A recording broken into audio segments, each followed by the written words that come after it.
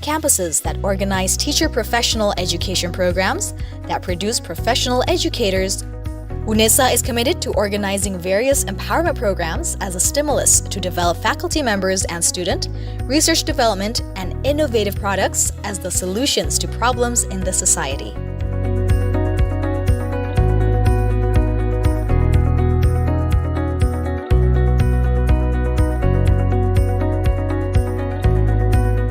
Unesa, House of Champions, a supportive ecosystem in producing competitive and well-qualified human resources with global perspective to compete on both national and international levels.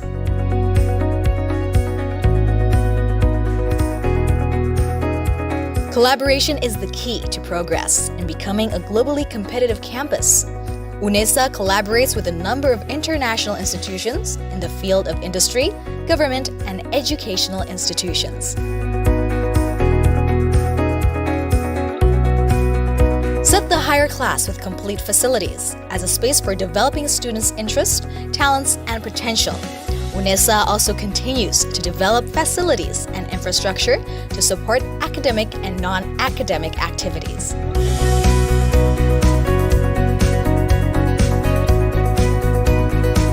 Futsal International Sports Arena, Container Students Dormitory,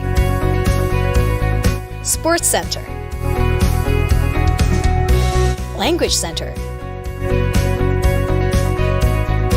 Graha Unesa, Student Activity Center, Jogging Track, Equestrian Field, International Basketball Arena, Student Activity Units,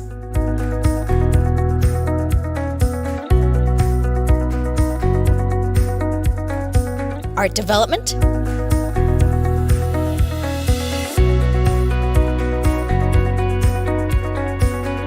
Character and Personality Building,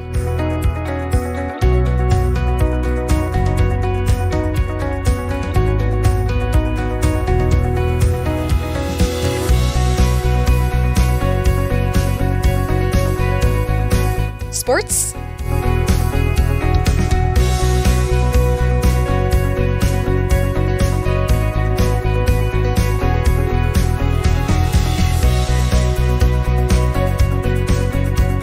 outdoor activities.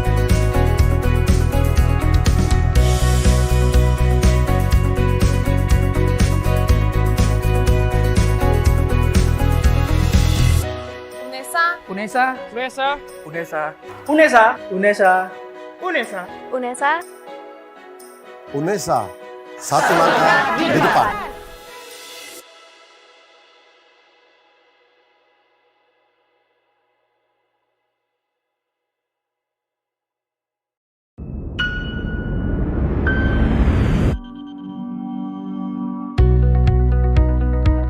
A campus from the best city in Indonesia. A city with a long history of struggle and heroism.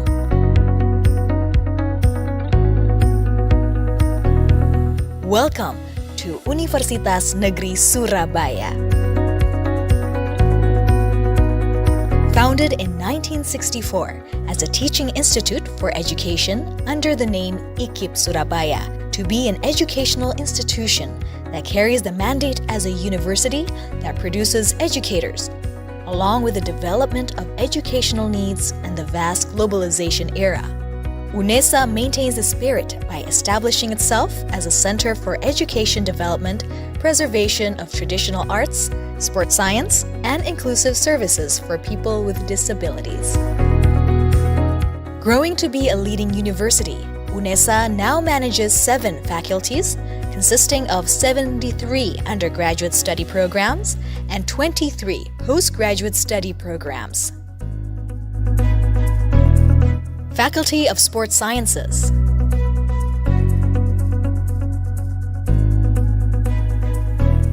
Faculty of Languages and Arts,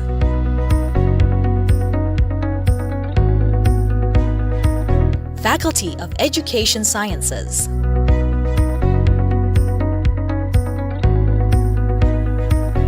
Faculty of Social Sciences and Law.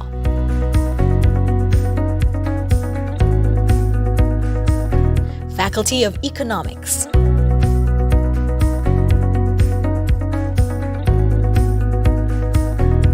Faculty of Mathematics and Natural Sciences.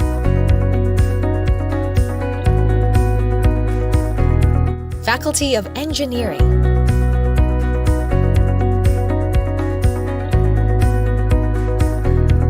Postgraduate programs.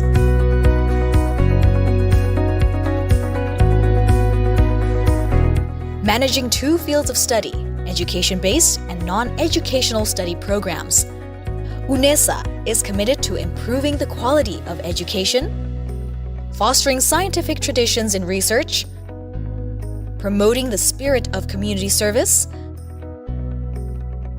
collaborating with stakeholders, and performing excellent, transparent, and accountable services.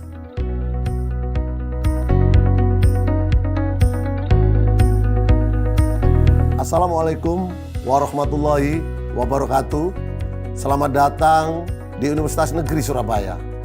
Di usia ke-56 tahun ini, kami dengan bangganya mengajak Anda untuk lebih dekat dan mengenal tentang Unesa. Kami terus berkomitmen tidak hanya menyelenggarakan pendidikan terbaik bagi tenaga pendidik profesional masa depan, juga sangat berfokus untuk menciptakan lulusan yang berkarakter, tangguh, kreatif, inovatif, dan mampu berkolaborasi pada siapapun, berbudaya yang humanis dengan spesifikasi yang unggul dalam hal seni, olahraga, dan pendidikan disabilitas yang komprehensif. Education is not only the key of our existence, but also the spirit of struggle of Unesa. Becoming one of the campuses that organize teacher professional education programs that produce professional educators, Unesa is committed to organizing various empowerment programs as a stimulus to develop faculty members and student, research development, and innovative products as the solutions to problems in the society.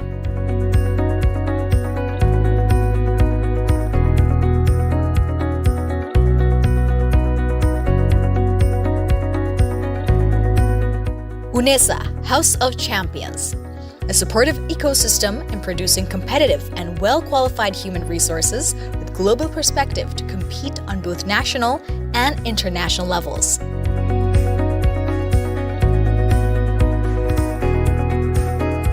Collaboration is the key to progress in becoming a globally competitive campus. Unesa collaborates with a number of international institutions in the field of industry, government, and educational institutions.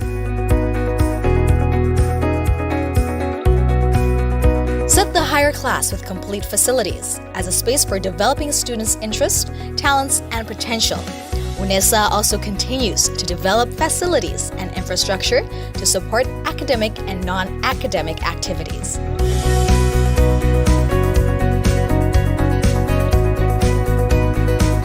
Futsal International Sports Arena, Container Students Dormitory, Sports Center, Language Center, Graha Unesa, Student Activity Center, Jogging Track, Equestrian Field, International Basketball Arena, Student Activity Units,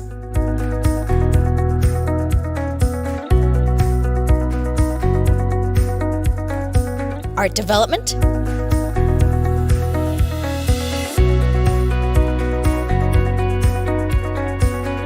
Character and Personality Building,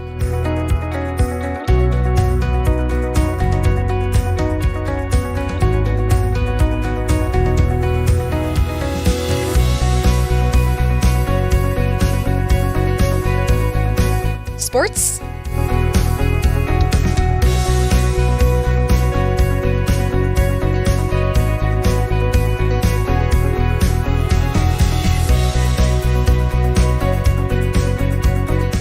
outdoor activities.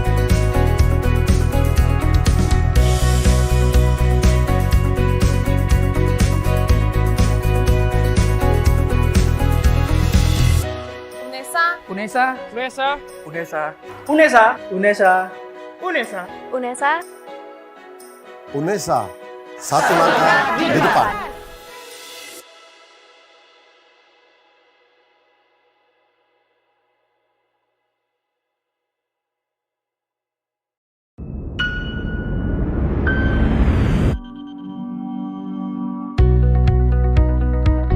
A campus from the best city in Indonesia. A city with a long history of struggle and heroism.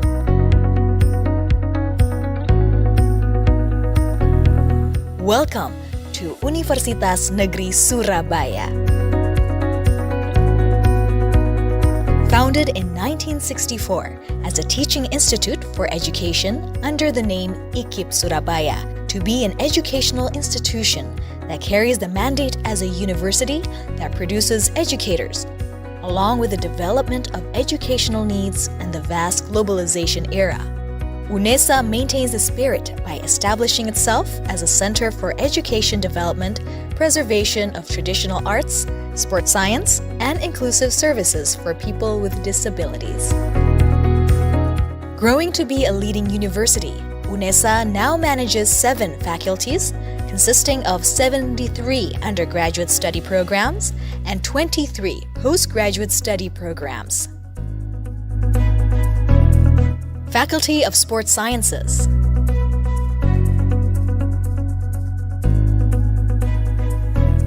Faculty of Languages and Arts,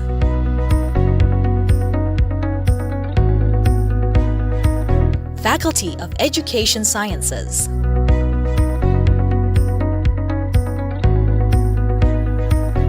Faculty of Social Sciences and Law,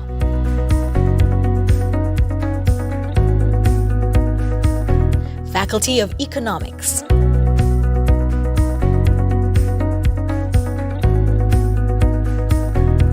Faculty of Mathematics and Natural Sciences,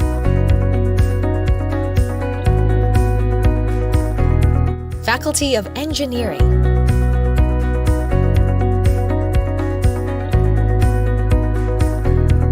Postgraduate Programs,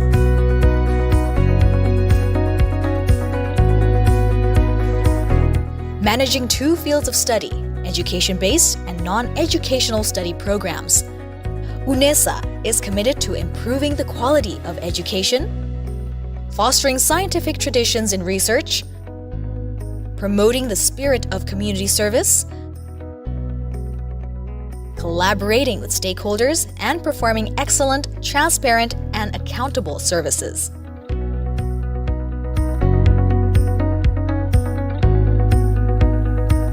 Assalamualaikum warahmatullahi wabarakatuh. Selamat datang di Universitas Negeri Surabaya. Di usia ke-56 tahun ini, kami dengan bangganya mengajak Anda untuk lebih dekat dan mengenal tentang Unesa. Kami terus berkomitmen tidak hanya menyelenggarakan pendidikan terbaik bagi tenaga pendidik profesional masa depan, juga sangat berfokus untuk menciptakan lulusan yang berkarakter, tangguh, kreatif, inovatif, dan mampu berkolaborasi pada siapapun, berbudaya yang humanis dengan spesifikasi yang unggul dalam hal seni, olahraga, dan pendidikan disabilitas yang komprehensif.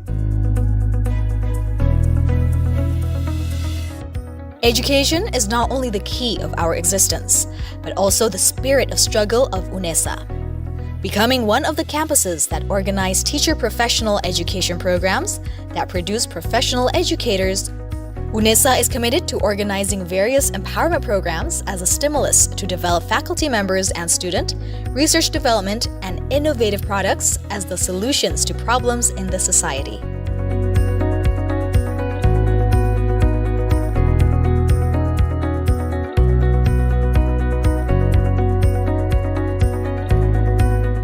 Unesa, House of Champions, a supportive ecosystem in producing competitive and well-qualified human resources with global perspective to compete on both national and international levels.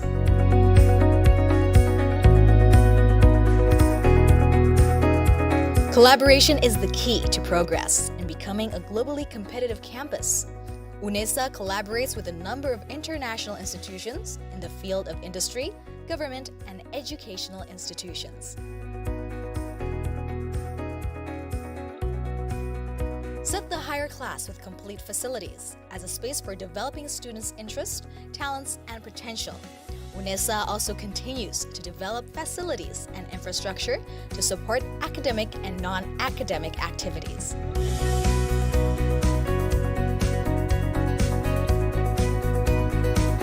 Futsal International Sports Arena, Container Students Dormitory, Sports Center, Language Center, Graha Unesa, Student Activity Center, Jogging Track,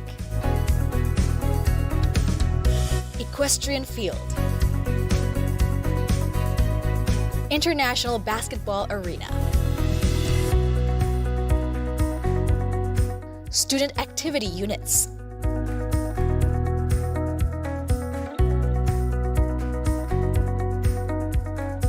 Art Development,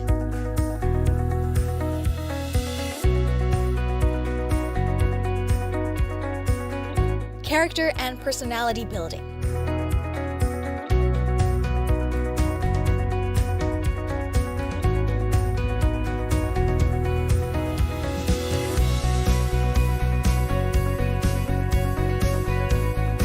Sports,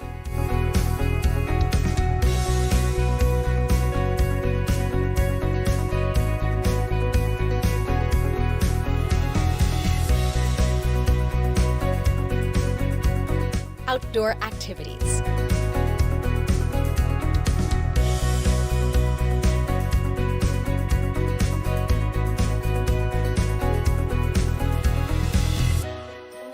Unesa, Unesa, Unesa, Unesa, Unesa, Unesa, Unesa, Unesa, satu langkah di depan.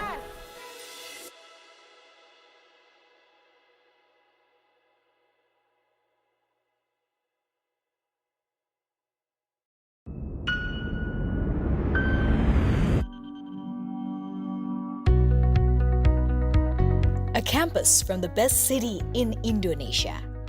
A city with a long history of struggle and heroism.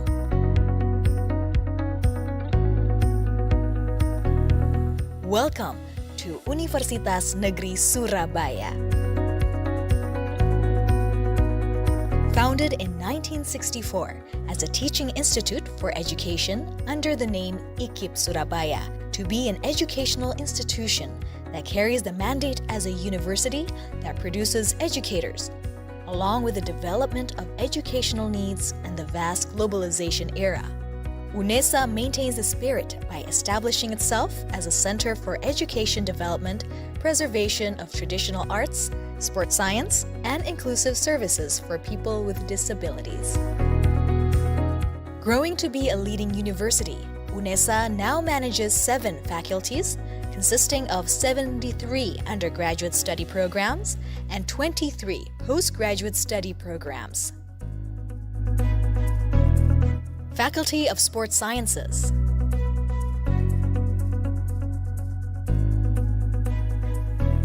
Faculty of Languages and Arts,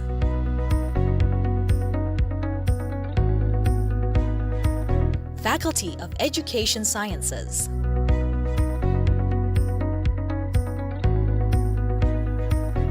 Faculty of Social Sciences and Law,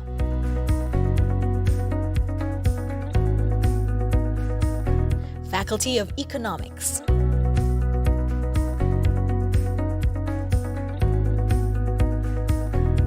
Faculty of Mathematics and Natural Sciences,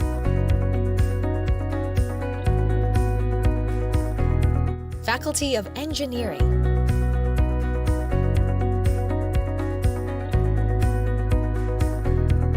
postgraduate programs.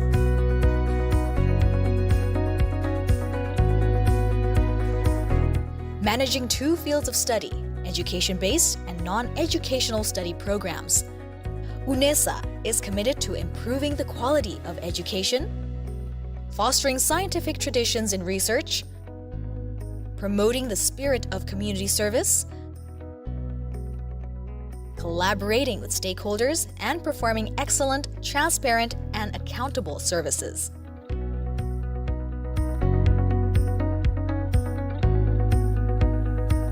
Assalamualaikum warahmatullahi wabarakatuh. Selamat datang di Universitas Negeri Surabaya.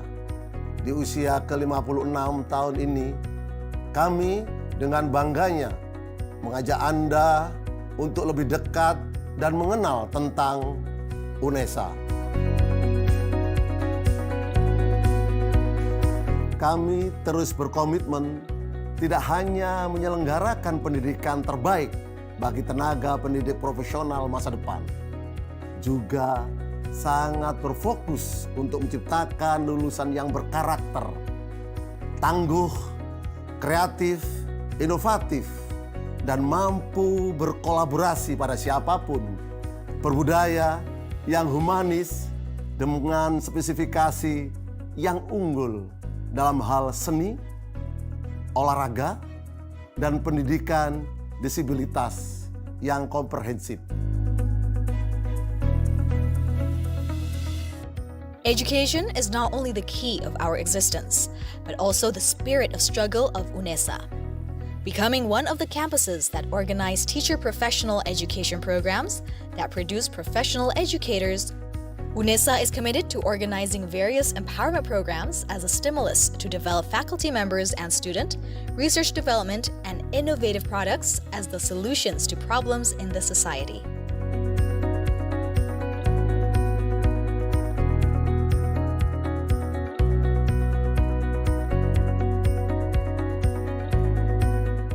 Unesa, House of Champions, a supportive ecosystem in producing competitive and well-qualified human resources with global perspective to compete on both national and international levels.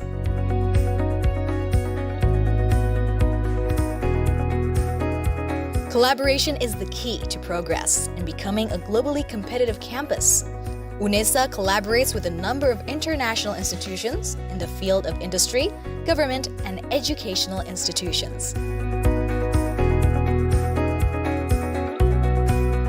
Set the higher class with complete facilities as a space for developing students' interests, talents, and potential. Unesa also continues to develop facilities and infrastructure to support academic and non-academic activities.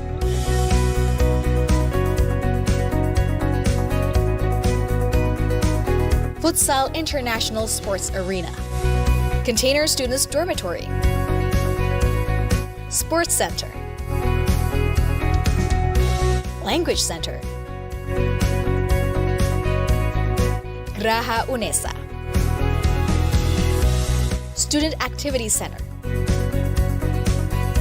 Jogging Track, Equestrian Field, International Basketball Arena, Student Activity Units,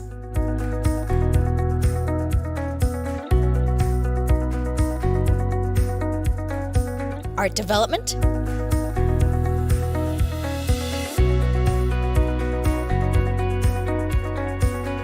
Character and Personality Building,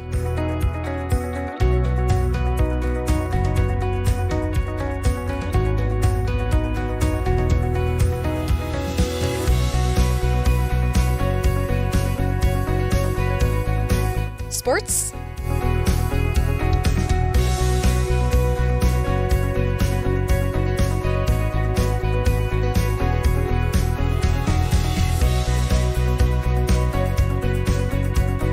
outdoor activities.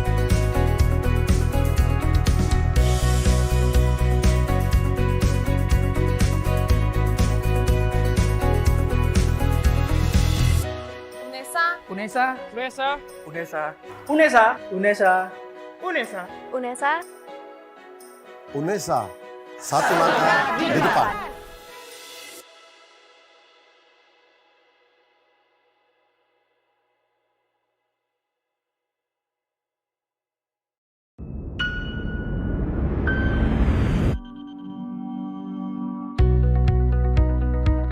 A campus from the best city in Indonesia. A city with a long history of struggle and heroism.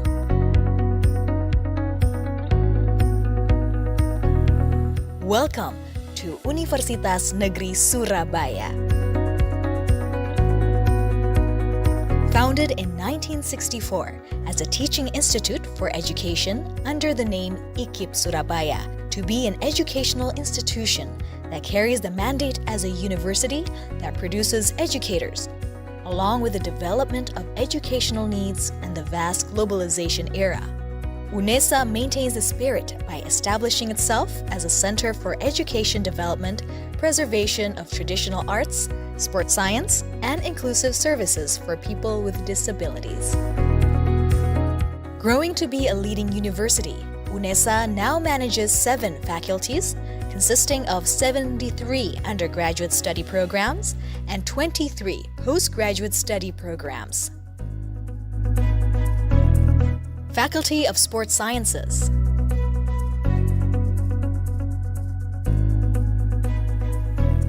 Faculty of Languages and Arts,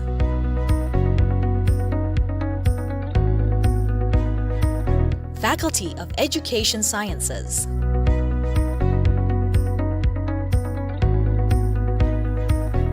Faculty of Social Sciences and Law,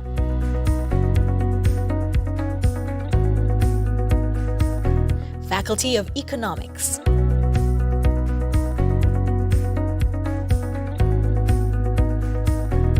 Faculty of Mathematics and Natural Sciences,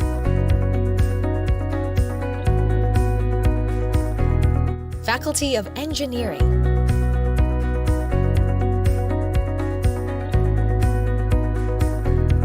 Postgraduate programs.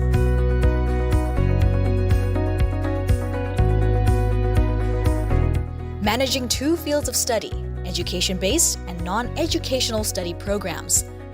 Unesa is committed to improving the quality of education, fostering scientific traditions in research, promoting the spirit of community service, collaborating with stakeholders, and performing excellent, transparent, and accountable services.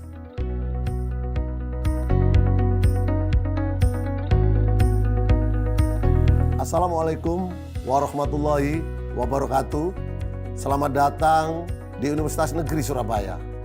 Di usia ke-56 tahun ini, kami dengan bangganya mengajak Anda untuk lebih dekat dan mengenal tentang Unesa.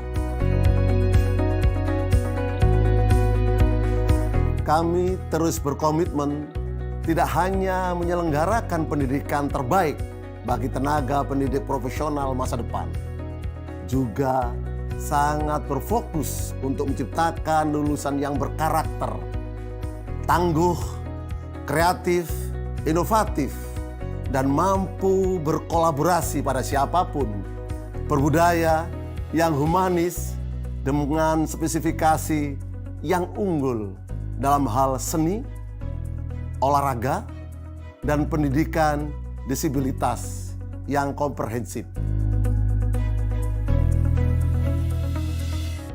Education is not only the key of our existence, but also the spirit of struggle of Unesa. Becoming one of the campuses that organize teacher professional education programs that produce professional educators, Unesa is committed to organizing various empowerment programs as a stimulus to develop faculty members and student, research development, and innovative products as the solutions to problems in the society.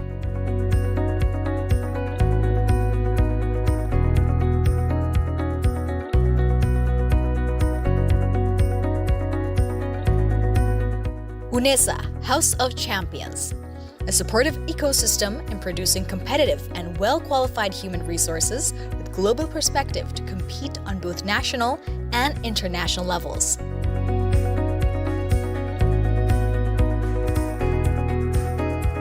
Collaboration is the key to progress in becoming a globally competitive campus.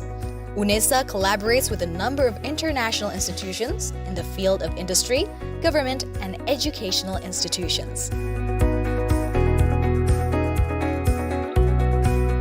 Set the higher class with complete facilities as a space for developing students' interests, talents, and potential. Unesa also continues to develop facilities and infrastructure to support academic and non-academic activities.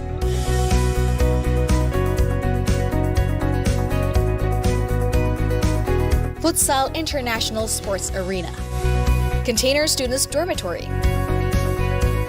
Sports Center, Language Center,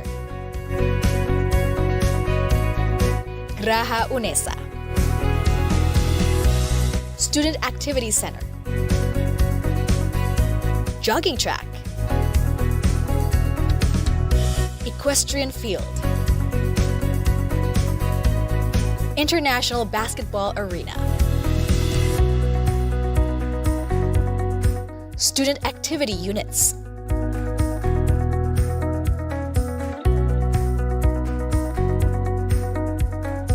Art Development,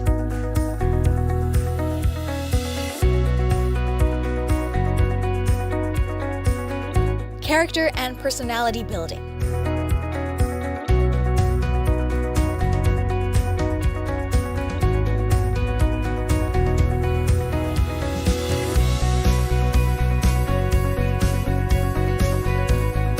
Sports,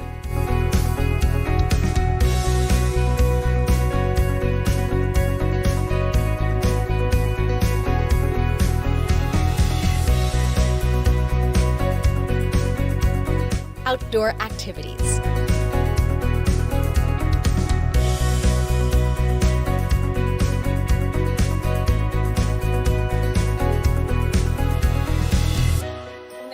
Unesa, Unesa, Unesa, Unesa, Unesa, Unesa. Unesa. Unesa, satu langkah di depan.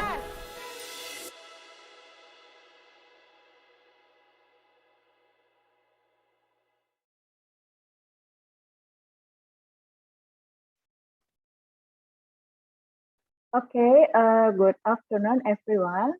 The Honorable Professor Dr. Nur Hasan, Master of Health, Rector of Universitas Negeri Surabaya. The Honorable Dr. Diana Rahmasari, Psikolog, Head of SMCC Universitas Negeri Surabaya. The Honorable Architect Prof. Dito Prihadiku Susanto, Head of Postgraduate Studies and Research, Faculty of Social Science and Liberal Arts, UCSI University. The Honorable Dr. Soni Harmadi, Head of Behavioral Change Division National, the COVID-19 Handling Task Force. The Honorable HS Prof. Tobias, Vice Chair of the Austrian Monitoring Committee on the Implementation of the United Nations Convention on the Rights of Persons with Disabilities. The Honorable Professor Tatiana Angelova, PhD, Faculty of Slavic Studies, Department of Bulgarian Language Teaching, Sofia University. The Honorable Vincentius Rumawas, PhD, Design of Marine Systems, Human Factors in Ship Design and Operation. The Honorable Erika Mendoza, Master of Science, International School of Amsterdam, and all of the audience. Ladies and gentlemen, my name is Dr. Niken. It is an awesome and precious chance for me to be your Master of Ceremony in this afternoon on Saturday, 11th of December 2021 in our international webinar and sharing session to discuss about the health protocols of COVID-19 implementation in educational community across countries. We are going to discuss this issue with our distinguished keynote speakers. Ladies and gentlemen, on this special morning, we have several agendas.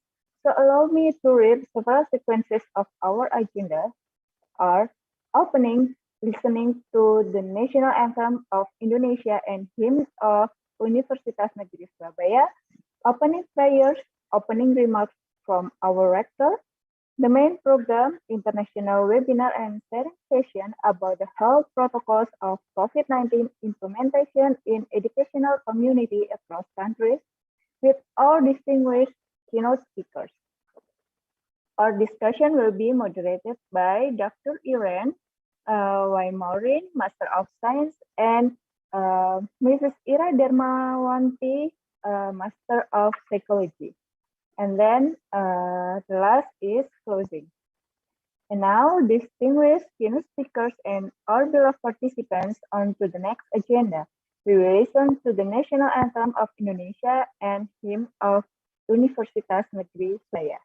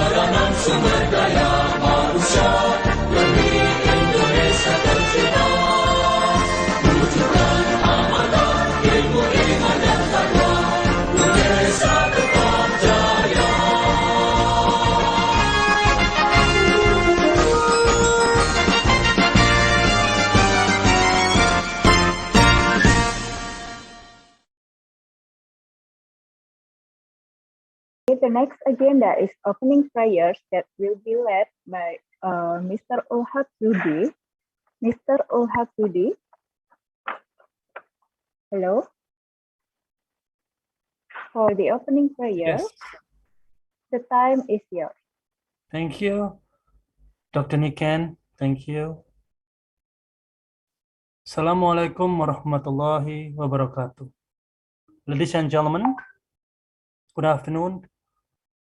Let us bow our head for a moment, pray to God Allah Subhanahu wa Ta'ala, so that our international webinar can be precious to all of us. I will lead this prayer based on the teaching of Islam, and those who are not Muslims you are pleased to pray according to each of your beliefs.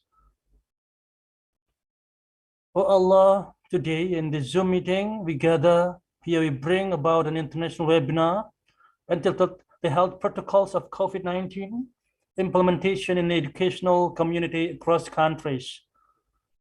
Make this international webinar as useful science assembly as a medium of sharing useful ideas, knowledge, and experience of scholars, researchers, and students of various disciplines. May this international webinar we organize today benefit to our lives, broaden our knowledge, shine our ideas, and lead us to be successful, productive persons, which in turn will boost the dignity of our nations.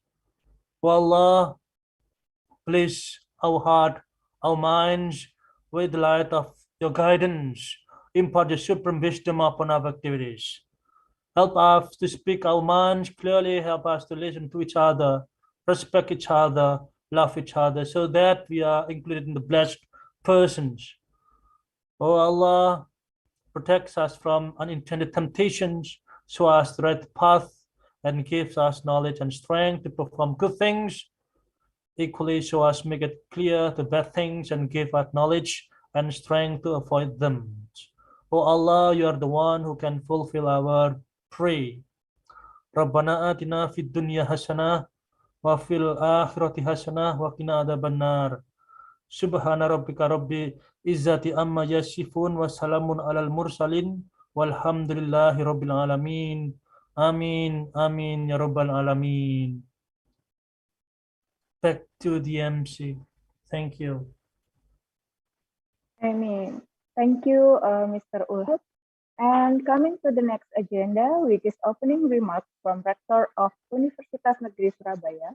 For this occasion, I invite Professor Dr. Nur Hasan to deliver his opening remarks, as well as officially open today's international webinar and sharing session, which now will be represented by Dr. Diana Rahmasari as the head of SMCC Unesa. Mrs. Diana, time is yours. Thank you, Dr. Niken. Bismillahirrahmanirrahim. Assalamualaikum warahmatullahi wabarakatuh. Salam, Om Swastiastu, Namo Buddhaya, salam kebajikan, dan salam sehat untuk kita semua. Good afternoon, ladies and gentlemen. Alhamdulillah, thanks God. At this time, Unesa was able to hold an international webinar. On this occasion, I'm Diana, as the head of the Unesa Crisis Center. In this point, SMCC, representing speech of the Vice President or Rector Unesa, Prof. Dr. Nur Hasan MKes, to open an international webinar.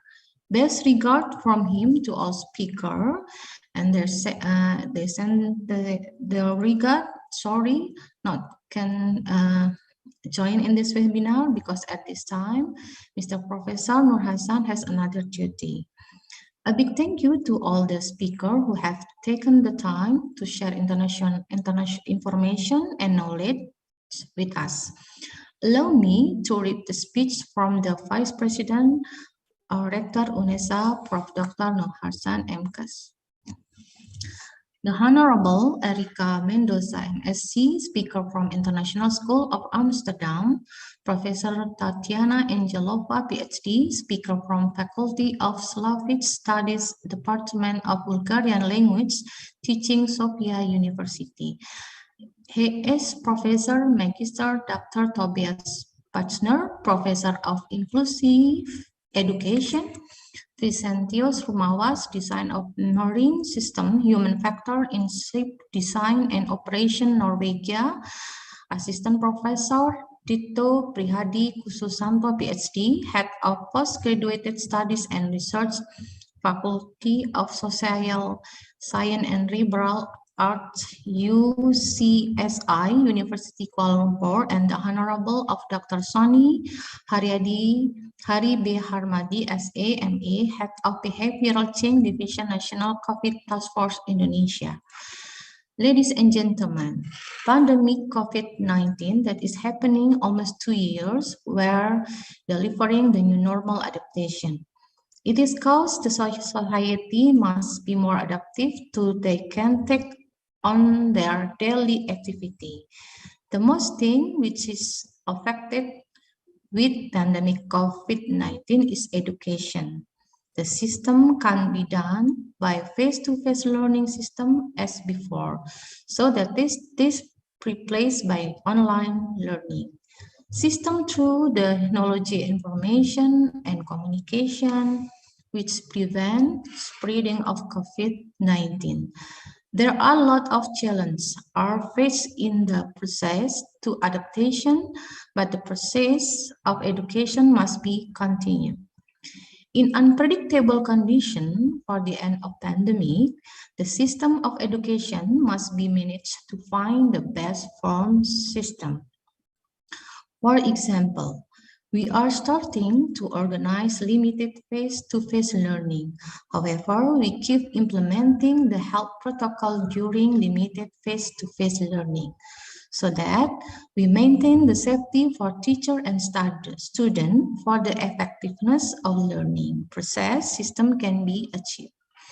Therefore, this event becomes important to spreading spirit for sharing and learning about the implementation for safe and comfortable education in pandemic. Every country has their own methods and different ways. It becomes interesting to be discussed on every lesson. Thank you for all the speakers who comes around the world and joining this international webinar to share knowledge for us. Thank you for sharing knowledge and discuss new ideas. I hope through this event, we can perceive new innovation and strategies to hold an uncomfortable and safe education. Thank you to all participants who have joined the international webinar. Have a good day. May Allah God bless you all. Wassalamualaikum warahmatullahi wabarakatuh. I back to you. Warahmatullahi wabarakatuh. Thank you very much, Mrs. Diana, for the remarks. Distinguished keynote speaker and all participants, now we come to the main agenda today. I'd like to invite Dr. Irene Y. Maureen, Master of Science, and Mrs. Ira Darmawati, Master of Psychology, as our moderators to lead the discussion. We will now have session 1 that will be led by our amazing moderator, Dr. Irene. Let me introduce her. Mrs. Irena Maureen graduated with a Master of Science and PhD in Instructional Technology from the University of Twente, the Netherlands. She held a faculty position in Educational Technology, Faculty of Education, Universitas Negeri Surabaya, Indonesia since 2003. Her research interest focuses instructional design, digital literacy, digital storytelling, and early childhood education. Okay, for Mrs. Irena, time is yours. Thank you, Dr. Niken. I hope my voice is clear enough. Yes, thank you, ladies and gentlemen, for... Okay, thank you. Okay, the session 1, thank you very much for the opportunity to be the moderator here. The session 1 will begin with Erika Mendoza from the Netherlands. She is the teacher for the preschool in International School of Amsterdam. Ms. Erika Mendoza, are you with us already? Could you unmute yourself, please?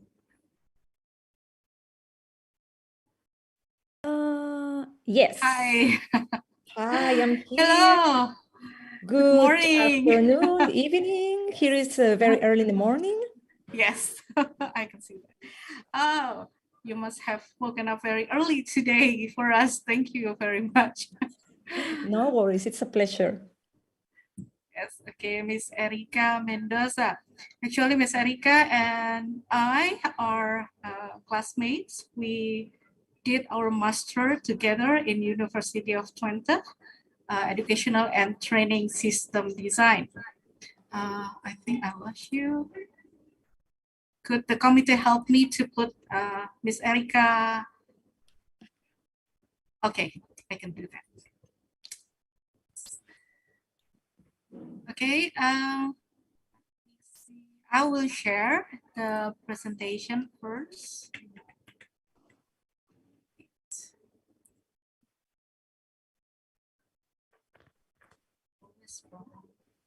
Technical support.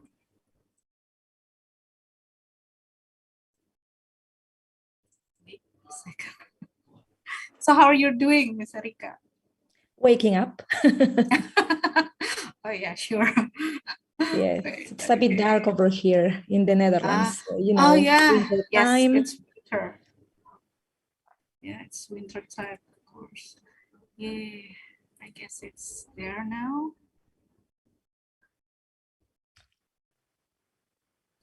Yes, we'll start Okay. with the map of Oranje country, the Netherlands.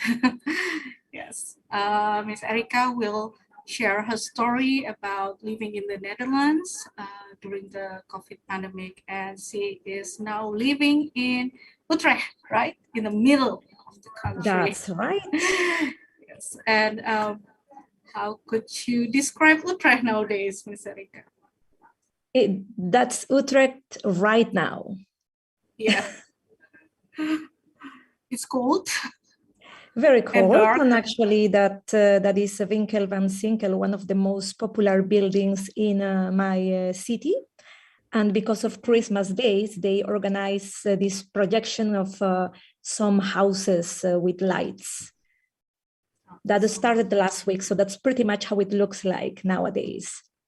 But everything is still open there in Utrecht? Yes, it is till 5. Oh, okay. Of course, it's winter time. So yeah, as you can see, there are many regulations that started not long ago. We have to, of course, keep the distance, 1.5 meters, the social distance, and is advisable to work from home as much as possible. In my case, as a teacher, I cannot do that, but other people have to do it. And yes, use the mask, the face mask, in public transportation, and also in indoors, in shops. Schools are open, of course. You can practice sports, but yeah, you cannot attend to any events. Yeah, that's important about education. Now the children need to wear masks after 8 years old. They have to wear masks. That was not happening before. And yeah, so the rules are there. I think among other countries in Europe, the Netherlands is one of the most relaxed ones, I would say. Oh, but they are, really? Okay. I think so, because just 2 weeks ago, people were not wearing masks in supermarkets, for example. Now they have to. And shops and restaurants are open till 5. So that's one of the big changes. Yeah, of course, I already mentioned about the use of masks. Yeah. And something kind of new that happened yesterday, that was recently announced, that children from 5 to 11 will get vaccinated. Okay. So the children in basic school, in primary school. Yes, from 5 years old. That's the newest. Here in the here in the rules, I also read there is a Corona Tegang Bawais. It's the Corona license, or do you also have that? Do people have to have this? It's I don't know. What is this? Well, we have a Corona Check app, an application, because everybody has a phone. So if you have got the vaccination, if you are fully vaccinated, you have this application in your phone. And if you would like to go to any restaurant or shop, you need to show it. Okay. and they scan it. And you can The even online application. you have to show your ID as well in some cases. Okay, like in public or events. Yes, yeah, public events are really restricted now. Okay. But if you go to restaurants, for sure. Okay. In what level do you teach? Early childhood, children who are 4 years old. Okay. And now they are also going to school and they are wearing masks or not? Well, the thing is that, as I mentioned before, we are kind of lucky and unlucky because the schools were always open. The only time the schools were closed was in from March to May in 2020. And in 2021, this year, only in January. The rest of the time, the schools have been open and the children were not required to wear masks. Oh, okay. Yeah, only grown-ups, adults, teachers had to wear masks in public places, staff room, cafeteria, but in the classroom, no. But parents were not allowed to be in the building. Oh, yeah, true. Yes, and wearing a mask. Okay, we have another rules. Yeah. Yes, Sorry? well, that's the most recent ones. About shops closing at 5, using masks, and shops that only are essential would be open till 5. And yeah, well, those are very basic rules that maybe in your country in Indonesia, maybe is even more strict. Yes, especially this one, washing hands. Yes. And everything. Yeah, is it new? These rules with the mask, with the distance, because I've heard there are also many protests around the countries, all around the country, especially in big city like Amsterdam or in Rotterdam. There was a big protest. Yes. Well, the thing is that it's part of the culture. I think that they have the freedom of choice in the Netherlands. That's what, I'm not from the Netherlands. I live in the Netherlands for a long time, but I come from Peru. And what I've learned as an outsider is that people in this country are very proud of making their choices. And suddenly with the restrictions, it's something that culturally can be a clash. So now that it's getting colder, of course, there should be restrictions because people naturally gets cold, coughing. So with the COVID, sometimes you don't know if you have it or not. So what people are doing, the government is doing, is giving free tests, the auto test, the self-test. So those boxes at the school, for example, I get self-tested every week. Every week? Oh every week, yes, because nowadays there are more children who get cold, who are coughing. And last year I had only 3 students who were coming because the government said if a child has mild symptoms of cough or cold, even if it's not COVID, but normal cold, is not allowed to come to school. That's what the government said. Yeah, because between COVID and influenza might have the same symptoms, right? Especially for children. Yeah. Okay.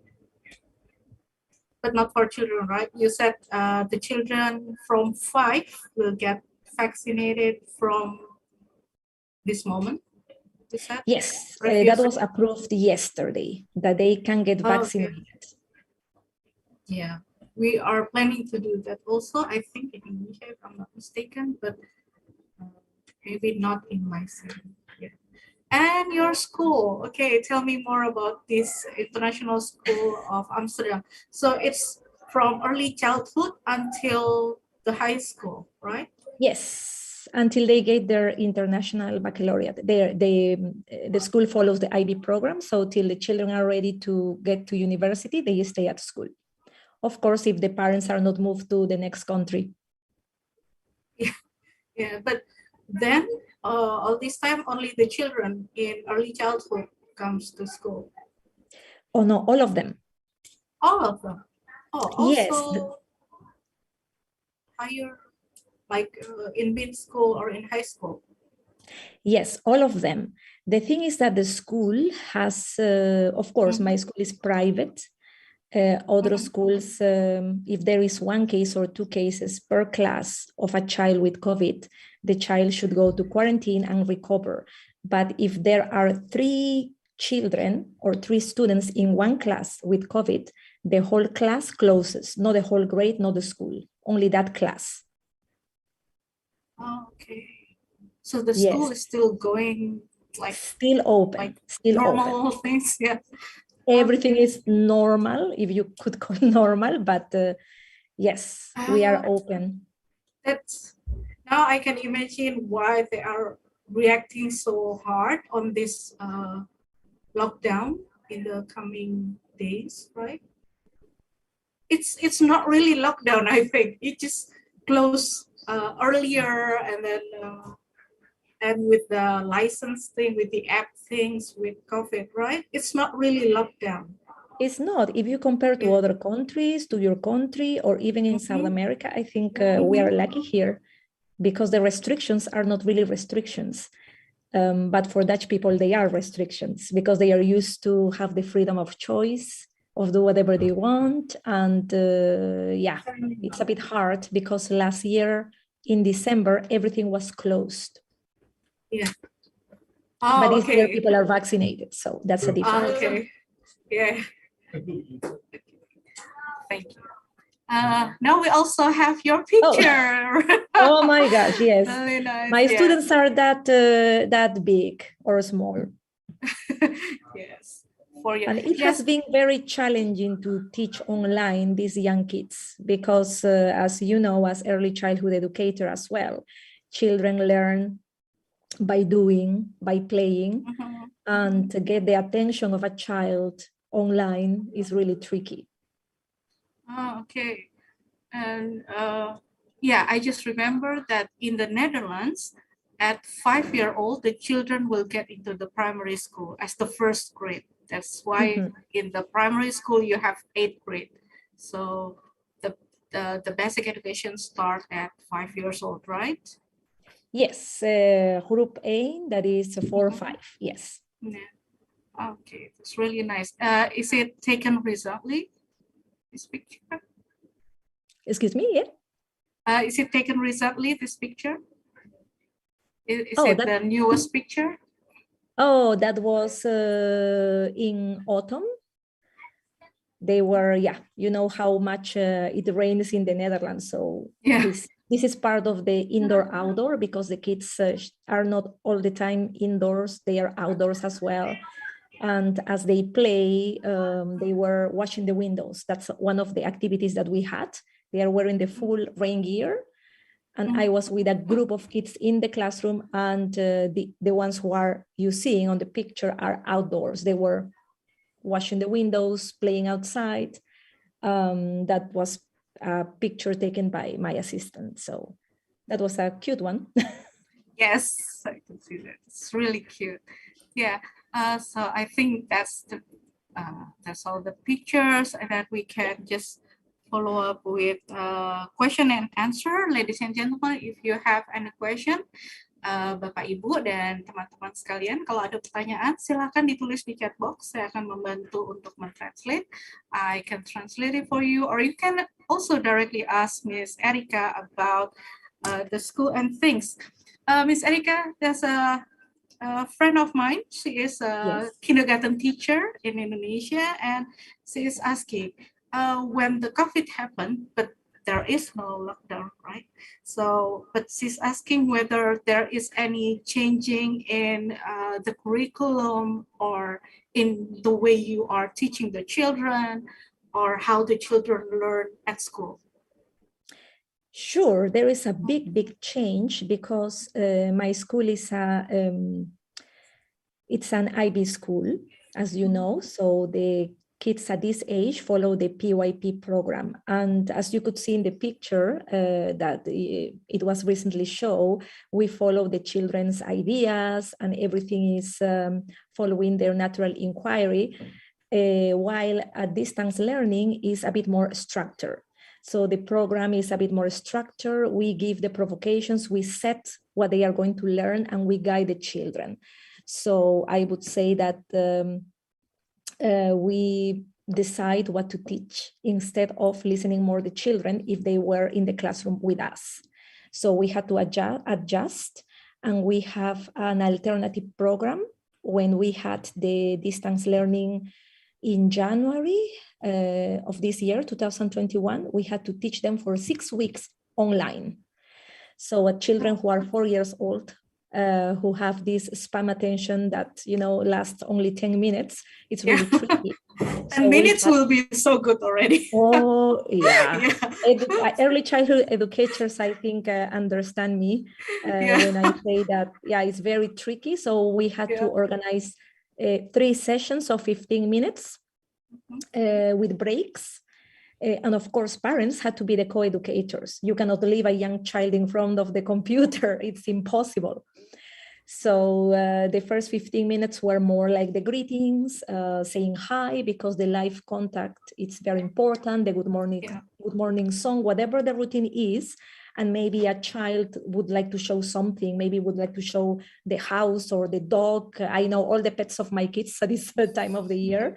So that's more for the children to feel comfortable and also to know me, to know where I live. And the second was more language related, with some songs, with some games, and the other 15 minutes was more math. And we had a program, patterns, maybe one day, another day sorting. But the big difference, as I mentioned before, is that more structured program. If it's distance learning, you cannot follow the child's ideas. You have to have something prepared before. And parents have to help with some tasks. If we talk in the 15 minutes we do sorting, for example, we have a task that the parents have to do with the children and share with pictures or videos of the children doing that at home in an intranet program that we have, kind of Facebook, but not really Facebook, called Story Park. That's an Australian website that we have only for the parents of early childhood kids in my school. And they share the stories of the kids doing the tasks that we give. And that's how I give the feedback as well. So we set the activities and they reply, showing what they have done at home. That's how we do when we have the distance learning. There's a question. Also, my question actually, how do the kindergarten parents react to this program or new rules? Because now I don't know, maybe, but in Indonesia, it's I think it is shifted. So before, maybe most parents do not, involve in the activity that much, but now they have to. What about in the Netherlands? Well, maybe the big difference between what happens here and there is that we had only 6 weeks of distance learning. In your case, you have a longer time of distance learning. So I can perfectly understand the parents who had enough being co-educators. But I know, luckily, the parents were very understanding and grateful. And of course, some of them said, please help, because both parents work, mom and dad. And they have like other children as well, who are at different ages doing distance learning. So it can be really tricky and challenging for parents. So in early childhood, at least in my school, we decided to give the parents the freedom of choice. We had these 3 sessions every day, but we gave them the choice to choose 1 or 2 or all of them to attend, because they have jobs, they have other children. So it was more flexible. But at least one of the 3 sessions they had to attend, and they appreciated that. So they were very supportive, and we also gave them, the option of not posting every day, but maybe once a week, twice a week. But they know that there is a program. They know that they have the choices to do the 5 activities or the 10 activities, and luckily they were on board. But I remember when we came back from distance learning to school live, they were super happy to send the children back. So I think, I'm sure once things go back to normal in your case, they are going to be very happy as well, because they miss the social contact. Yes, I can imagine, especially for younger children, right? Oh, yes, yes. Yeah. And how about how old? Okay, that's the second question. How to educate the children to wear masks? I forgot. From what age the children should wear masks in your school? 8 years old. 8 years old, okay. 8 years old, and that was recently. Yeah? That was a month ago.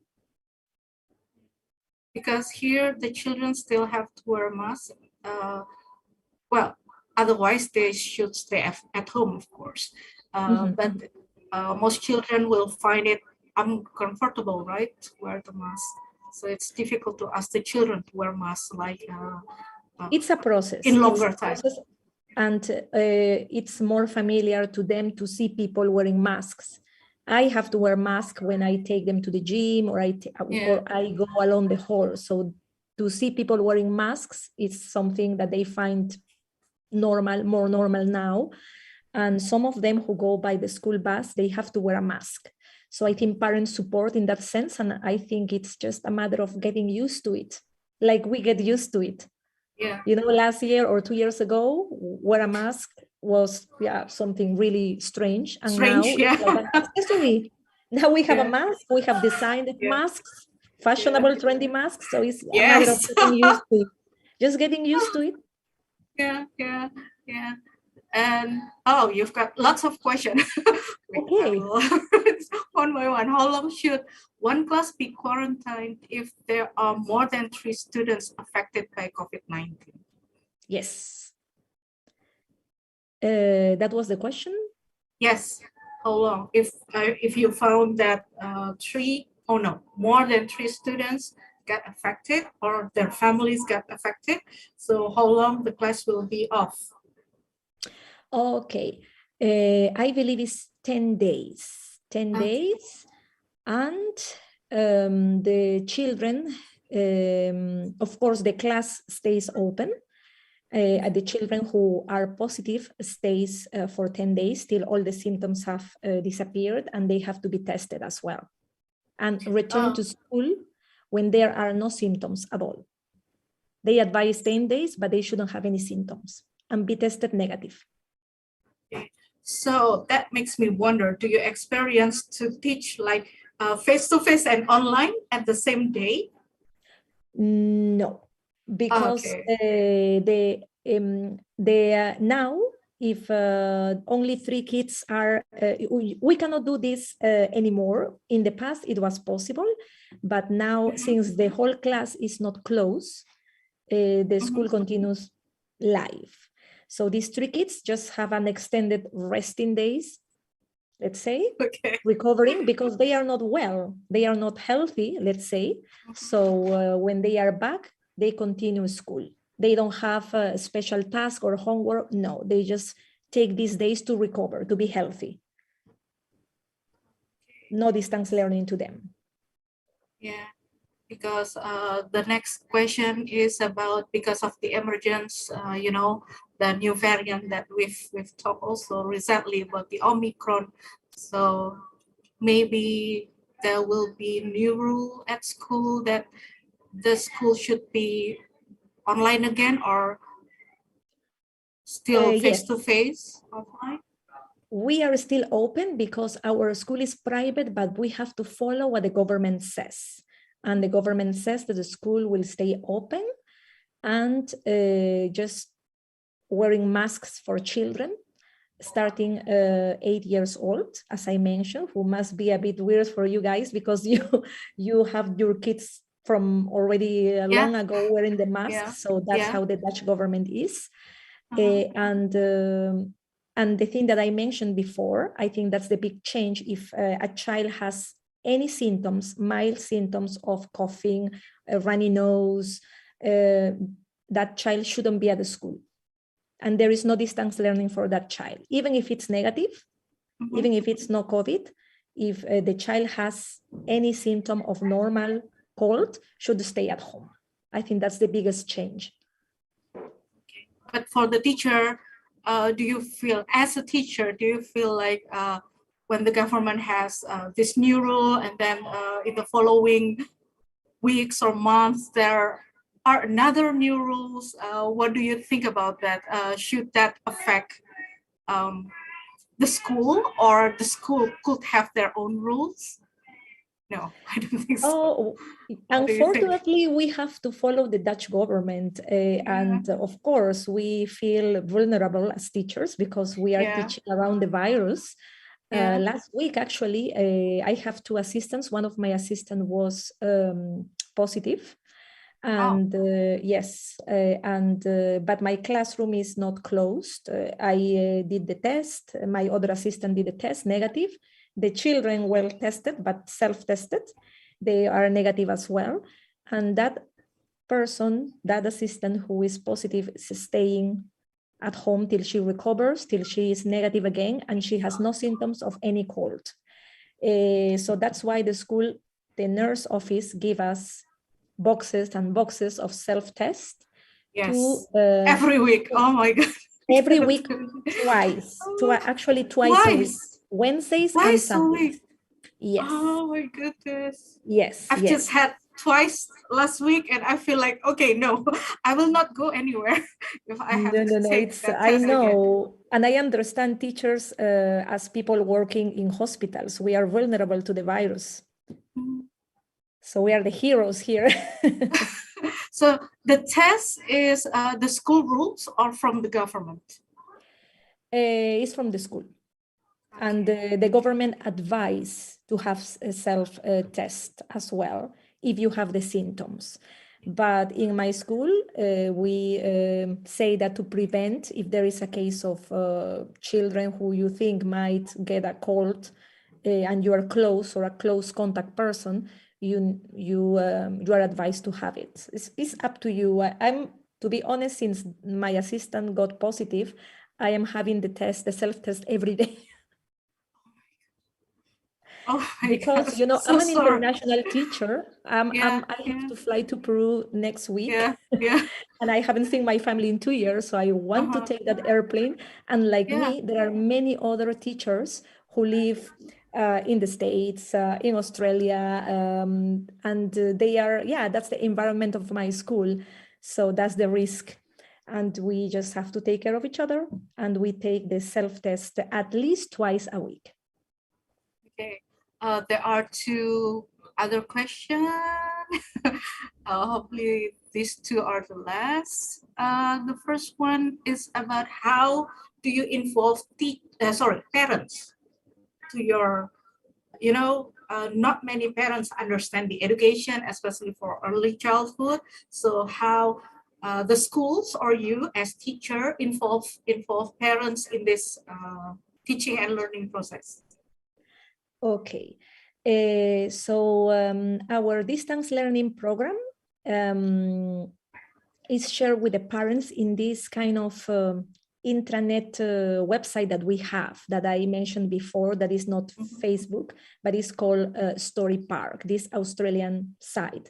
And any activity that we do is posted there, and parents have access to that because each child has an account, like a profile. And the parents are the ones who administrate and manage that program. So they know exactly what we do, how we do it. So that's how they are in contact with us. And of course, via email, if they have any question, they can contact us anytime. There is a very open communication between parents and teachers. Okay. So do you happen to know were there any cases in psychological well-being in children? Because here it's I think in most countries it's also a case because of the parents. So when the parents are not in a good condition, maybe because of COVID, maybe financial problems, and this condition, this kind of cases will also affect their children, right?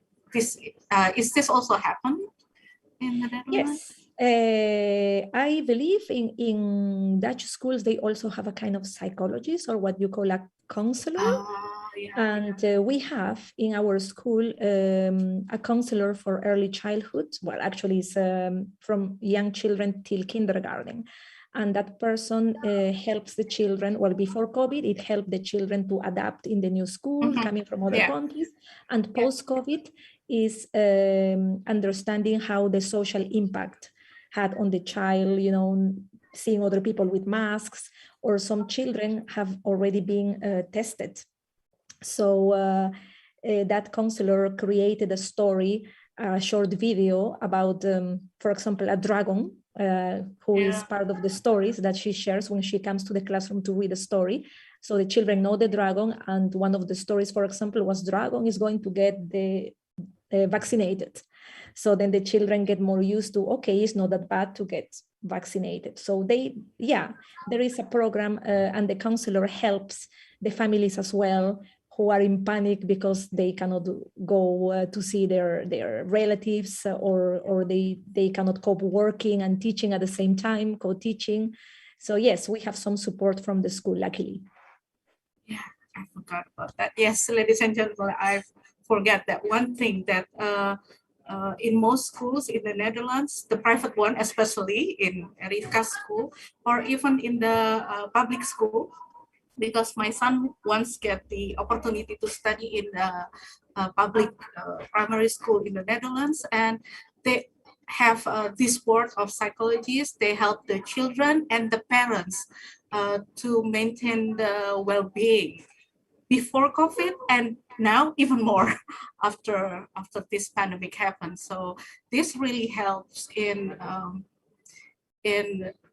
for the parents and the children to have the counseling session at school, right? Yes, I forgot about that. That really helps. And do we have, I think we have 1 minute left.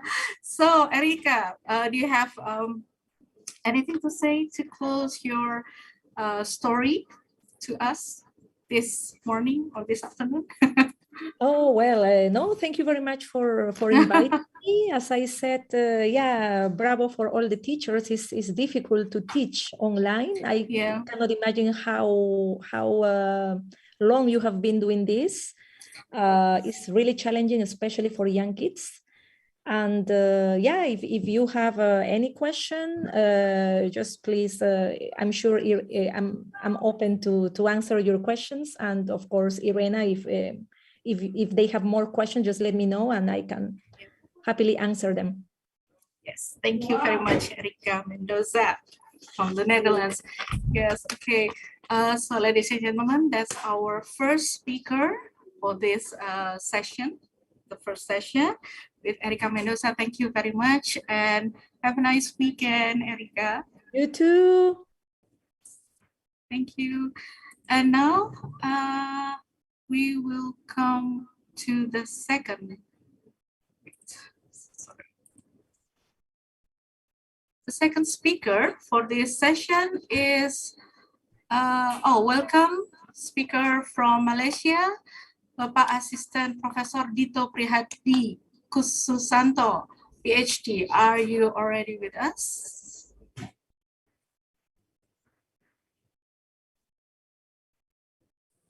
Okay, I think I'm here.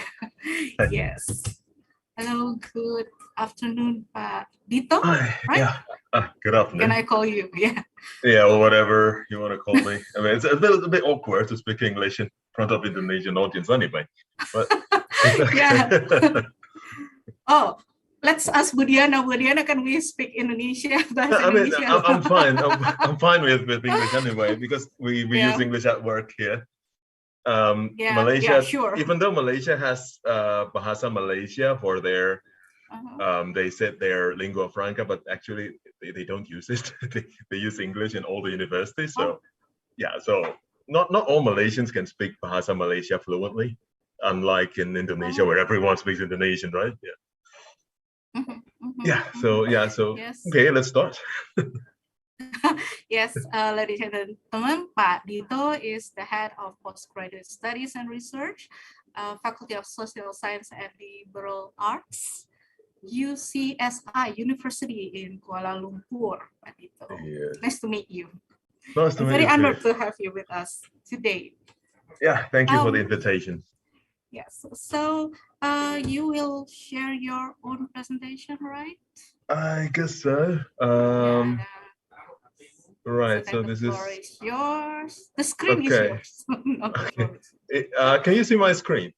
Yes, perfectly. Now, suppose if I use the presentation mode, can you still see it? Like this, can you still see it? Yes. Okay. All right. Actually, I prefer the method of what you did just now with the previous speaker because I don't have to think what to say in the next minute. Yeah, then it's me who have to have questions for you. Okay, then you need a break now. So with the next speaker, you can do it again. No, that's fine. I will ask you lots of questions. No. Okay. Yeah, please do. All right. So this is a very short presentation. So this is how the outbreak looked like in Malaysia. Okay, this content is from the eyes of a psychology lecturer in a private university in the capital city. So it cannot be generalized at all. I mean, the way I live here, it might be different from other people in Malaysia live. So yeah, this is what I experienced. Okay, first of all, there was a COVID outbreak. We wore masks, we sanitized hands, but not much of physical distancing or any change in the lifestyle. I'm talking about the end of 2019. You remember when we start to hear COVID, but our mindset is like, oh yeah, it's from China, right? Yeah, it won't get here, but we just need to be careful. Remember when we still have that mindset? Do you have that mindset too in Indonesia? Well, it's really difficult to say that because nowadays during the pandemic, now we know that we are having so much difference one another that we haven't realized before. Don't you think so? Like, I believe in this, I believe in that. Even my friends think in different way towards this COVID, towards the outbreak, towards everything happen nowadays. So it's really hard for me to say. I agree with you. Something that is different is that Malaysian population is only, if I'm not mistaken, is 32 million. So it's about 10% of Indonesia. So how many times you see 10 people in Indonesia, it means you see one person in Malaysia. So even though individual difference might be steep here, we don't really feel it because we don't meet that much people in Malaysia anyway.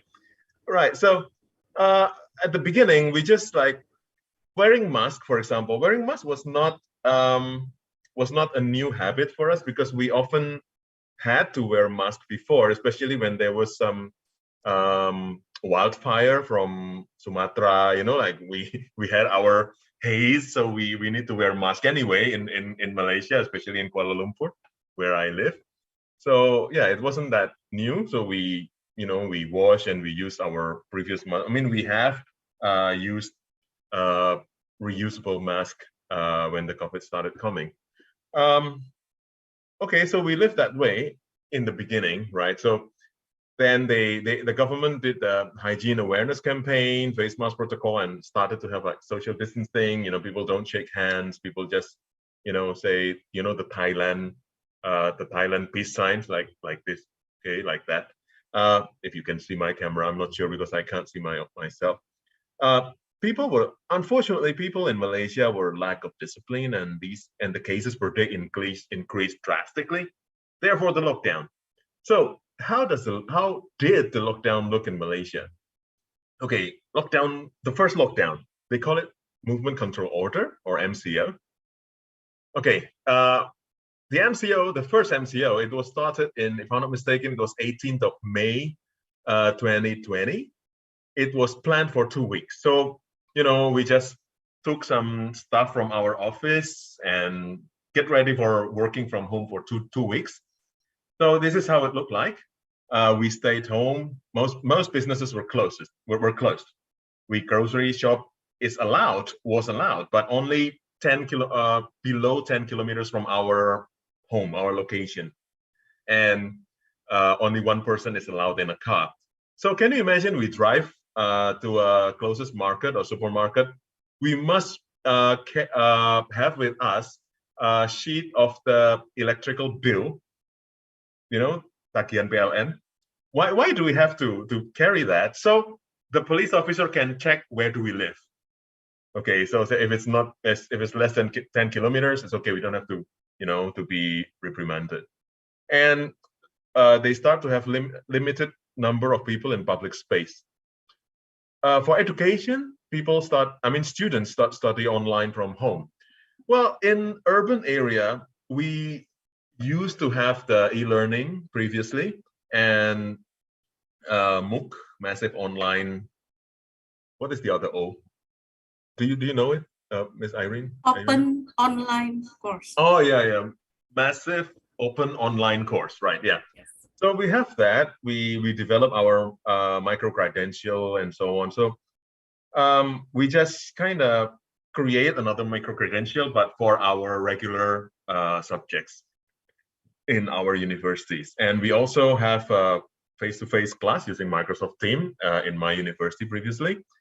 And we're good with that because it would only be 2 weeks, right? So yeah, some problems happen in rural area, like in the East Malaysia. East Malaysia is the Borneo part of Malaysia, the Kalimantan part of Malaysia. The technological advantage there is not really as advanced as the other part of Malaysia, the one that is connected to Asia, right? Well, simply because the part of the East Malaysia, they were under a different political party. Okay, so that situation was not really complained by so many people because they believe it was only for 2 weeks. Now, how about life in general? We work online from home. Myself as a lecturer, we believe it will be really temporary. So we just nothing changed much. But of course, they started to have a higher reliance on social media. So I had some studies, some research on that, but we're not going to talk about it here. It's a different occasion for that. If you remember the first, I'm not sure in Indonesia, but we started to have all of those bingo, all of those challenge, like Spider-Man challenge, where we have to do the handstand with our legs on the wall, and we put on our shirt or put off, things like that. So of course I did that too because my student challenges me.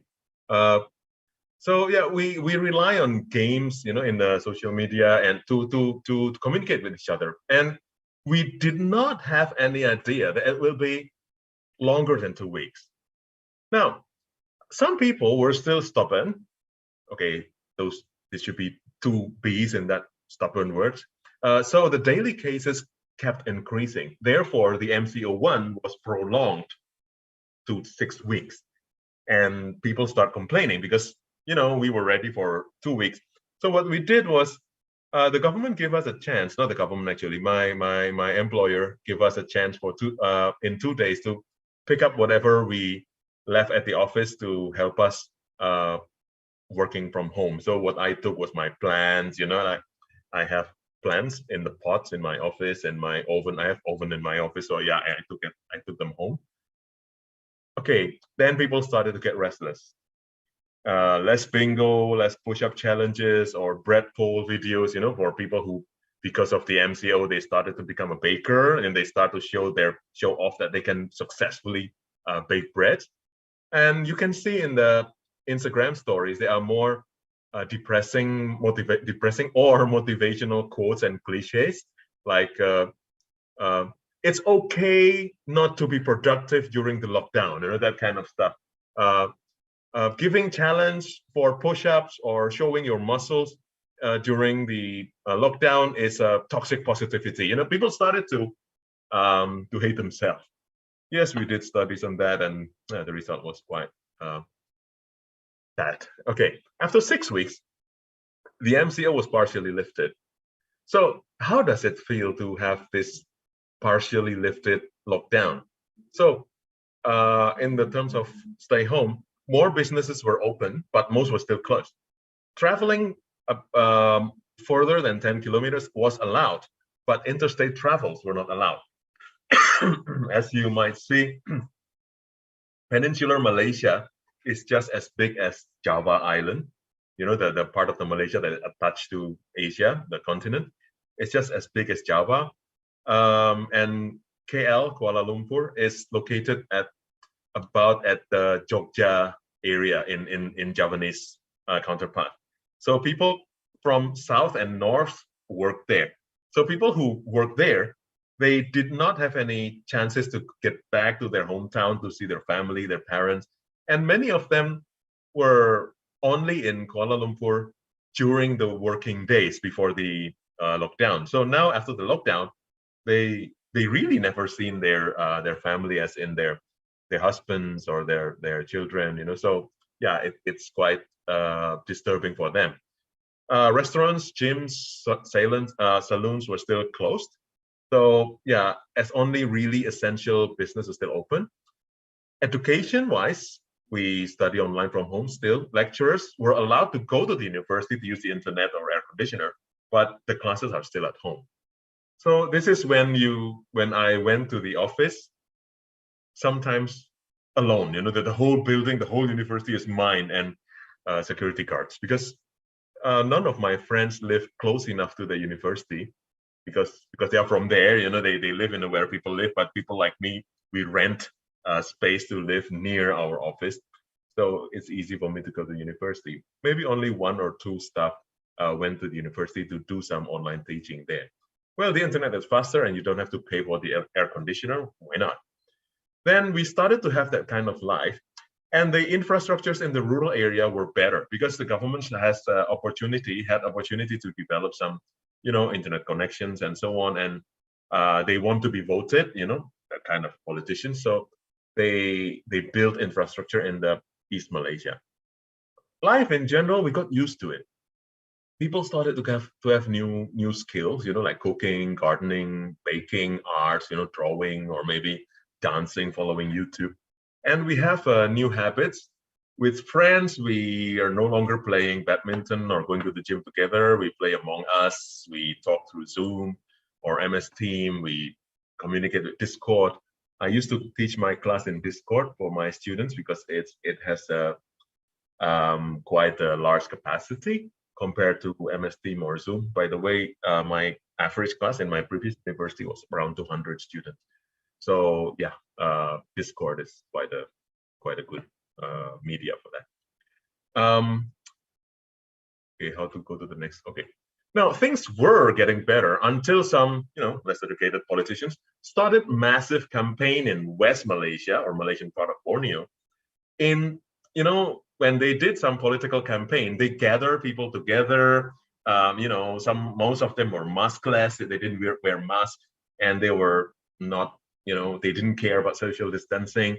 And the case in that area in East Malaysia, in Borneo, Malaysia, the case increased immediately because of those activities. And imagine that these politicians and their staff went back to West Malaysia. Okay, there's a typo there, to the Asian Malaysia, and then they started to do some campaign, you know, in the mosques, in the public places, to attract voters.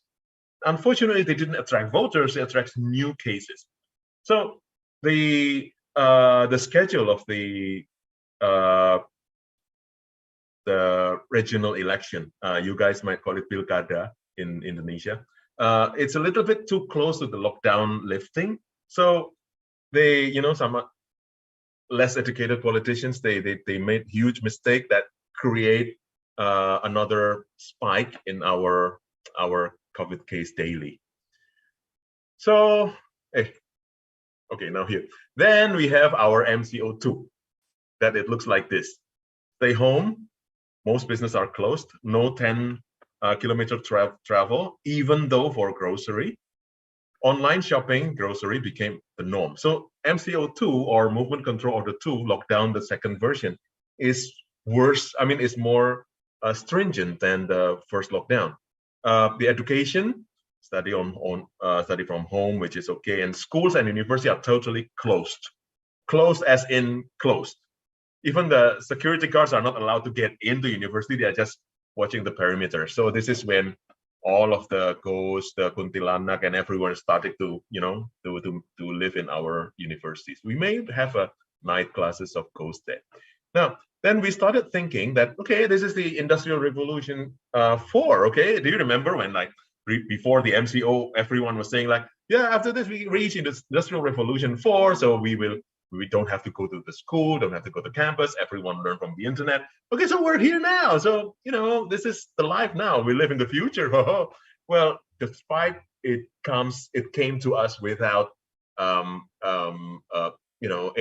a not so pleasant way, but we thought that will be the norm.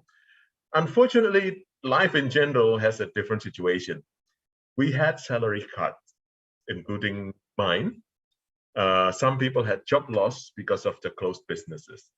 Well, infrastructure-wise or business-wise in Malaysia, Malaysians were not ready to have that lockdown, to have the lockdown for that long, right? The only few businesses can shift to online way fast enough. Like AirAsia. AirAsia is a Malaysian company.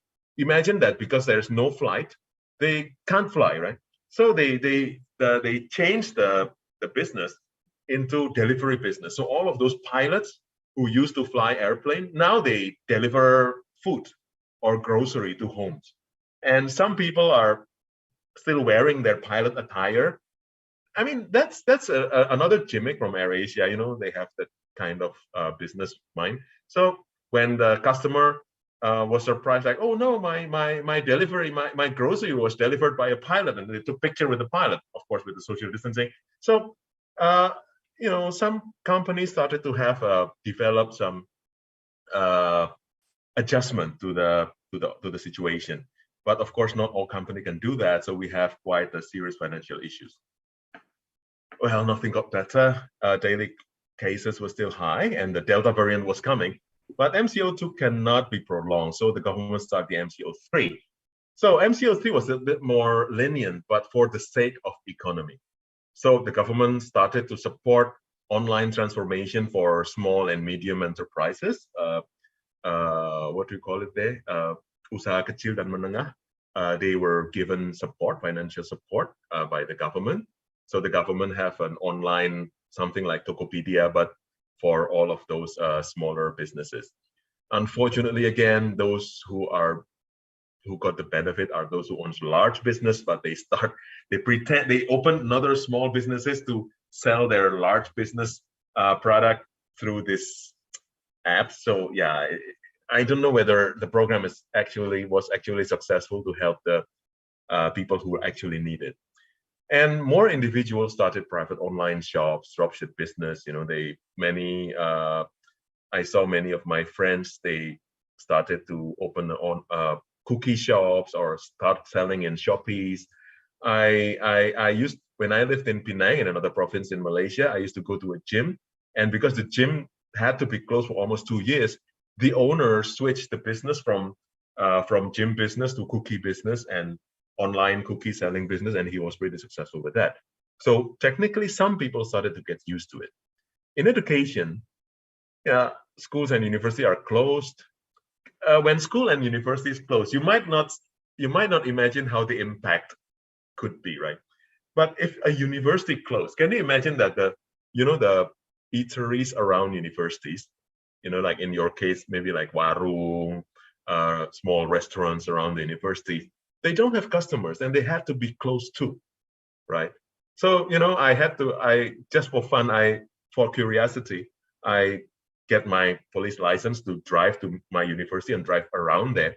And I could see that most of the business, including 7-Eleven, can you imagine, including 7-Eleven, was closed down around my campus because the campus was closed down for almost 2 years now, right? So some students started to say they were depressed, so they cannot do this, cannot do that. But, well, it's just minority number of the students, they were just loud. Most of my students were fine with that. And I found that, I mean, as educators, I believe that other educators here understands this. It's a chance for us to get the higher order thinking skills kind of exam for open book online exam. And so we don't do MCQ anymore. We don't do, the rote learning. So yeah, the education was actually getting better. Life in general, yeah, people still have to struggle. Then vaccine came, things slowly went back to normal. Okay, what we learned, we were actually ready. Unfortunately, some people just don't like change. So especially, some universities came back to paper-based exam next year. So this actually costs more and promote rote learning again after 2 years of higher order thinking skills online exam. Okay, I guess I will stop sharing now. I've done with my presentation. All right, back to you. Yes, you've got many questions. Okay, I couldn't see the screen actually, so I was just like read it out. Yeah. So I think with the online games, I also agree with my students because now they sleeping habit are, like a chaos. They said, oh, we're sleepy in the morning because they're playing games at night. And yes, I do agree with that. I sleep between classes and I'm the lecturer. Okay. Right? You have time to sleep during the day. I envy you. No, because of course, because I prepared before. Yes. I did that, but I still have difficulties in, finding times to just because, the phones or the WhatsApp or oh, okay. I will put it to silence. In my case, I just took nap. I mean, I work here. There's my computer there and my bed there.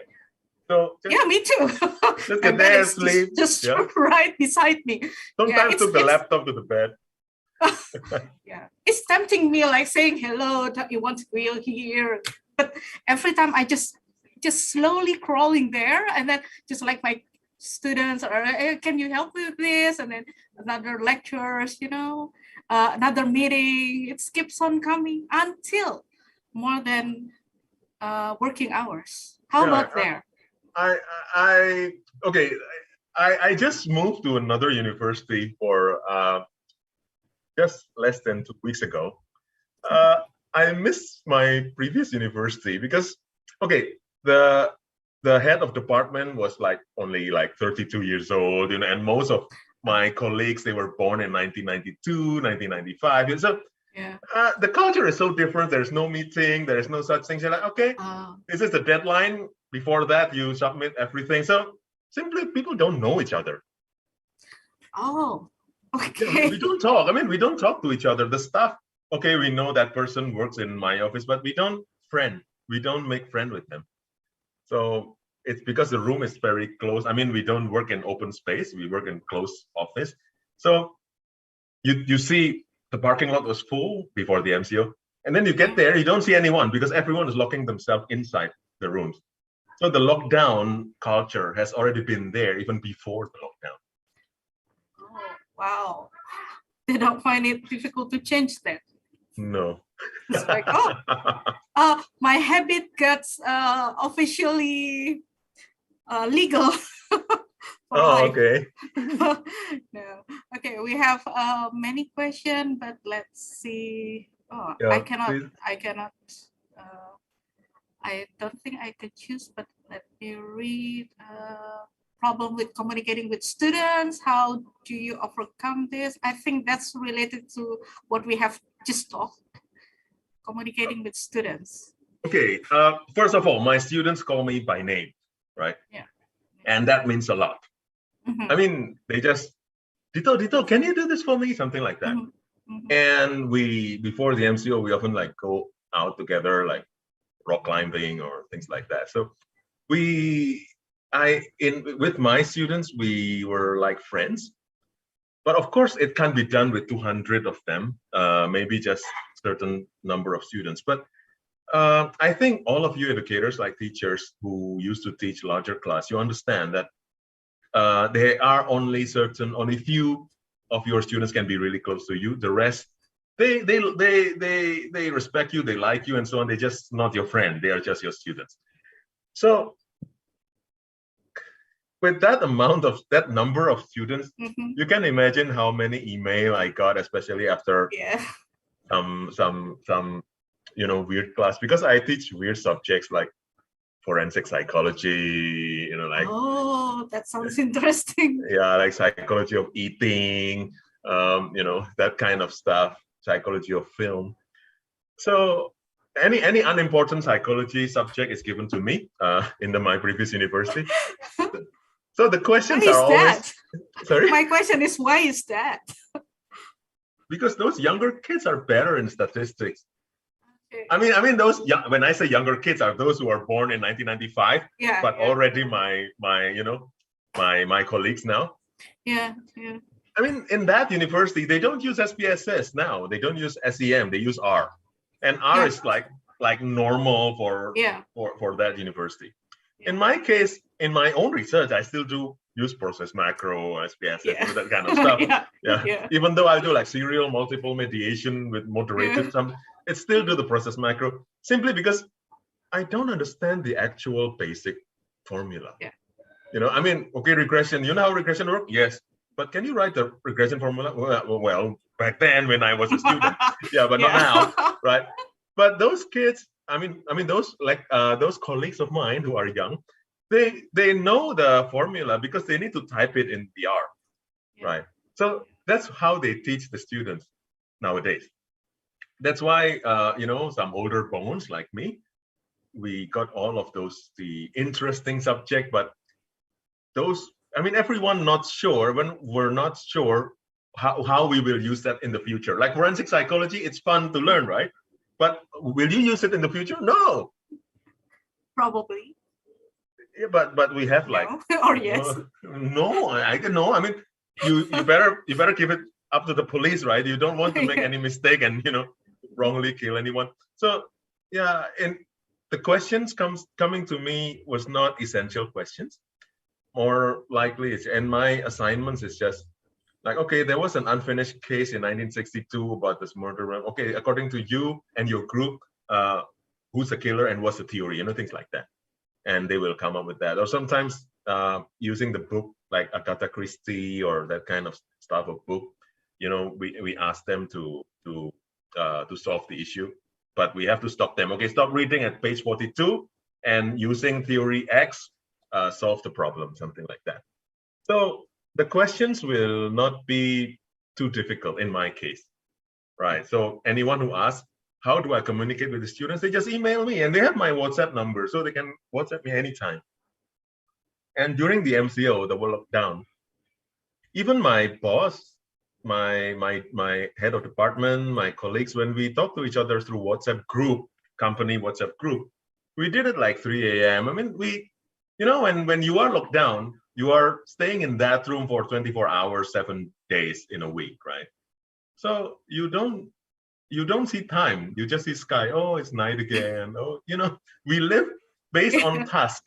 We don't work 9 to 5. We work like, okay, there is this task. Let's say marking student assignment. Yes, we finish, then we stop working. We watch Netflix, but we still sit there watching Netflix. And then, the sun is up. Time to work. That makes me, especially me, I lost track of time and days. Sometimes I just like, oh my God, it's Thursday already. Okay, what should I do today? Yeah, because of that. This on my desk and with my laptop and on my bed at the just right there, it just become my work. So yes, I do agree that makes me lost track of time and day. And who needs to know which day it is, right? As long as the work is done. Oh yeah. Yes. Okay. Oh my God. I overwhelmed with lots of questions for you. Many of our students are interested in asking questions. So I hope you can also answer them later in the chat box, but I chose one of these to end of our session.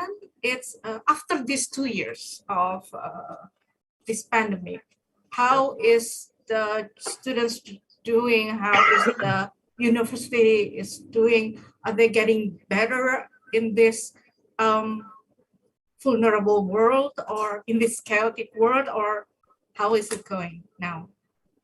Well, I wouldn't say it's chaotic. I mean, it was the time where we can reorganize things. Actually, myself and my team in the new universities, like as I told you, during the lockdown, I moved to another university. So now I'm in a second university during the lockdown. So when I came in, we are still doing the online class and so on. So behind the screen, we computerize, we make things online, like the research filing, the accreditation filing. We did it online at home, each of us. So later, because the Malaysian government believed that in January everything will be normal, as if the virus know, like, oh, 2021 is over, so let's stop, but as if the virus have calendar too, right? Yeah, so they believe that in January things will be much better and all the universities and schools will be open. So what our goal is when January starts, everything will be more organized. And exams, for example, like paper-based exams, previously before the MCO, we did not realize that carrying home 200, 400 answering booklet is something unnecessary. We thought that was the norm. But after we did it online, we realized that, what the heck was that for? We didn't know that it's unnecessary. So now we know that it is. And the infrastructure of the exam and everything is getting better. Yeah. Is my voice there? Yeah. Okay. I can still hear you. Yeah. So if I may say, it's not chaos, but it's an opportunity to reorganize things and to ditch the things that are actually unnecessary.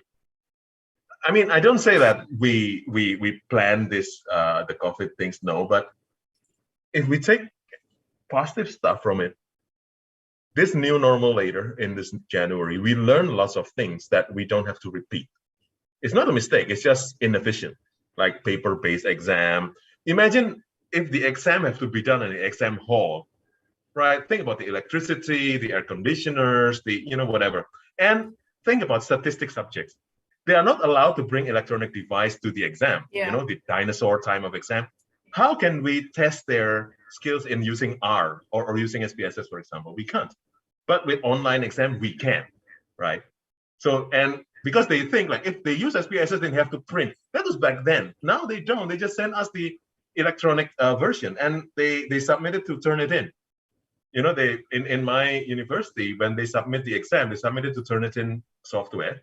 So we will know which one not to mark because of too high level of plagiarism. Let's say 5 students work together, their Turnitin score will be high. So, okay, we don't mark them, we just fail them. Okay, yeah, things like that. So it's so more practical. Well, from students' point of view, we know how it feels because the students experienced this. Students had never experienced offline student study before. Yeah. When they become students, they think about the high school and so on, meeting friends, and then you guys don't have the opportunity to socialize. Well, maybe that makes you stress and so on, but well, you will get stressed anyway, even though without the lockdown, I do agree. Yeah. And there's a meta-analysis in Norway and in maybe in Netherlands, if I'm not mistaken, or I was biased with the countries of the speakers in this event, but they stated that the stress level of university students were high only for the 2 first weeks in the pandemic. The rest comes back to the normal, which is already high, right? So actually in students' life, there's not much of difference unless you are a working student, right? So yeah, how do I deal with the chaos? Well, by thinking that it's not the chaos.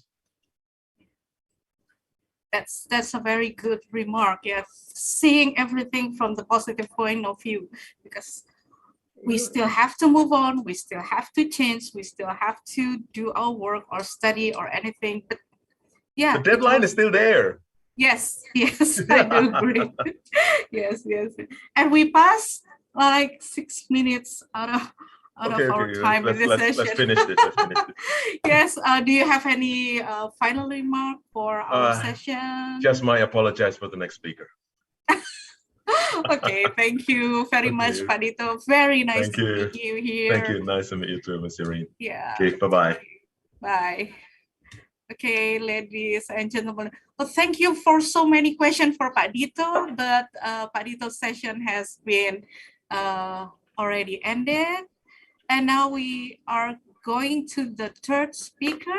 It's from Indonesia, Bapak Dr. Sony Hari B. Harmadi. Pak Sony, apakah sudah bersama kami? Atau Pak Sony hendak presentasi sekarang kah? Bisa dikonfirmasi? Halo, selamat sore Pak Sony. We still cannot hear anything.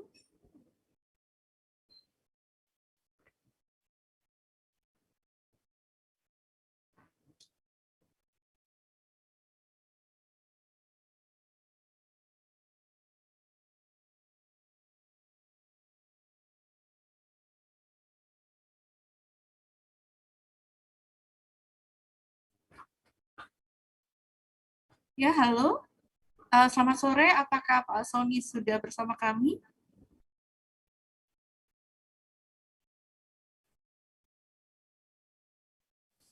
Oh, okay. Ladies and gentlemen, I just got the news that Pak Sony will join us at the end of session 2. So for this session, I guess it's going to Ibu Ira Darmawanti, my colleague from Faculty of Education. Bu Ira, are you here?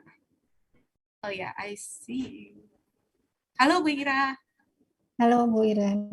Yes, ladies and gentlemen, Bu Ira will take the screen for me and she will be the moderator for the next session. Bu Ira, the screen is yours.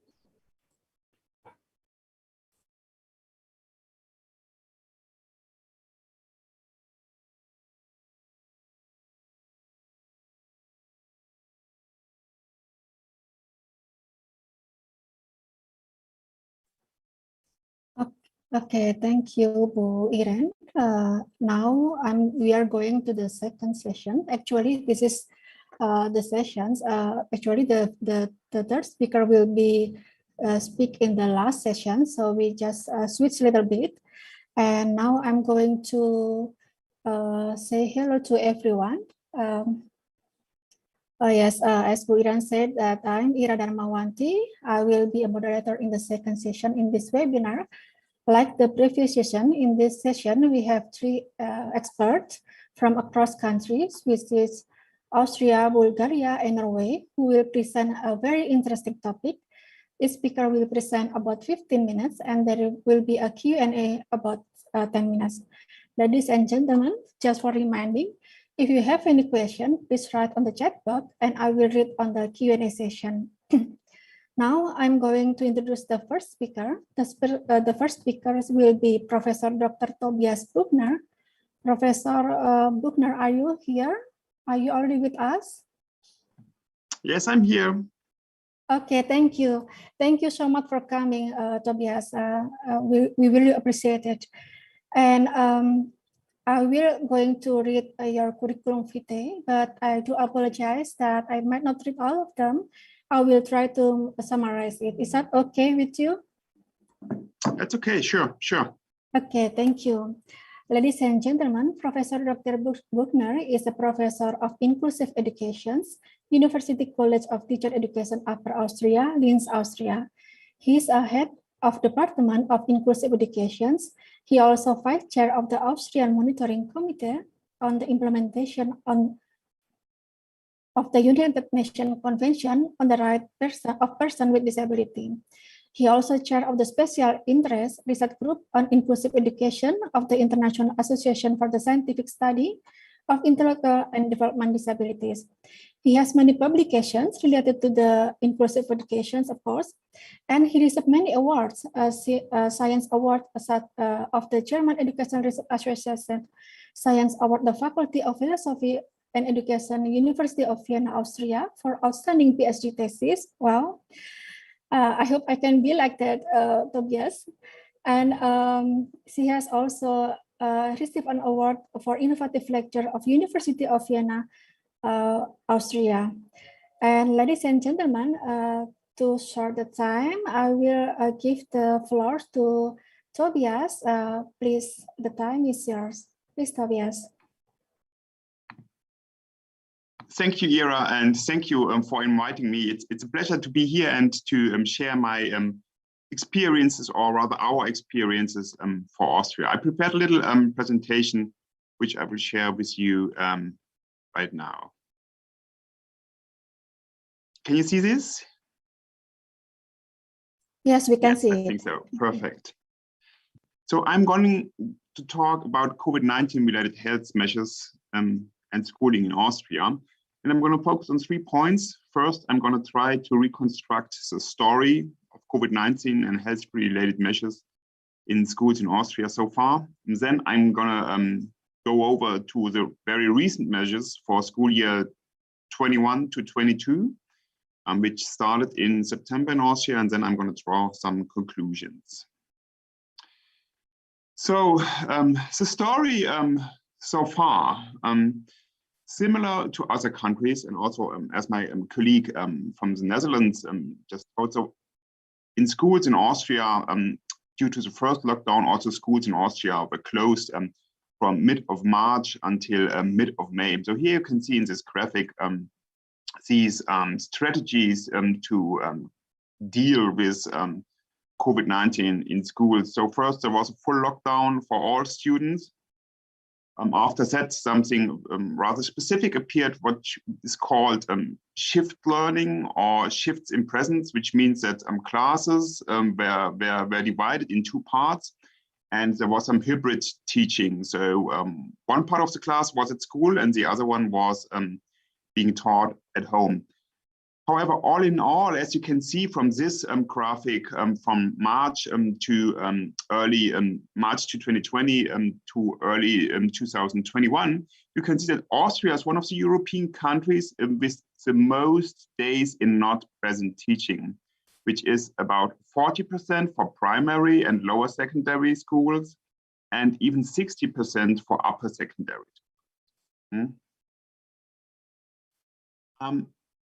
During school year 2021, so the previous school year, as you can see, there were several health-related measures we probably all know, or which we also heard in the previous presentations.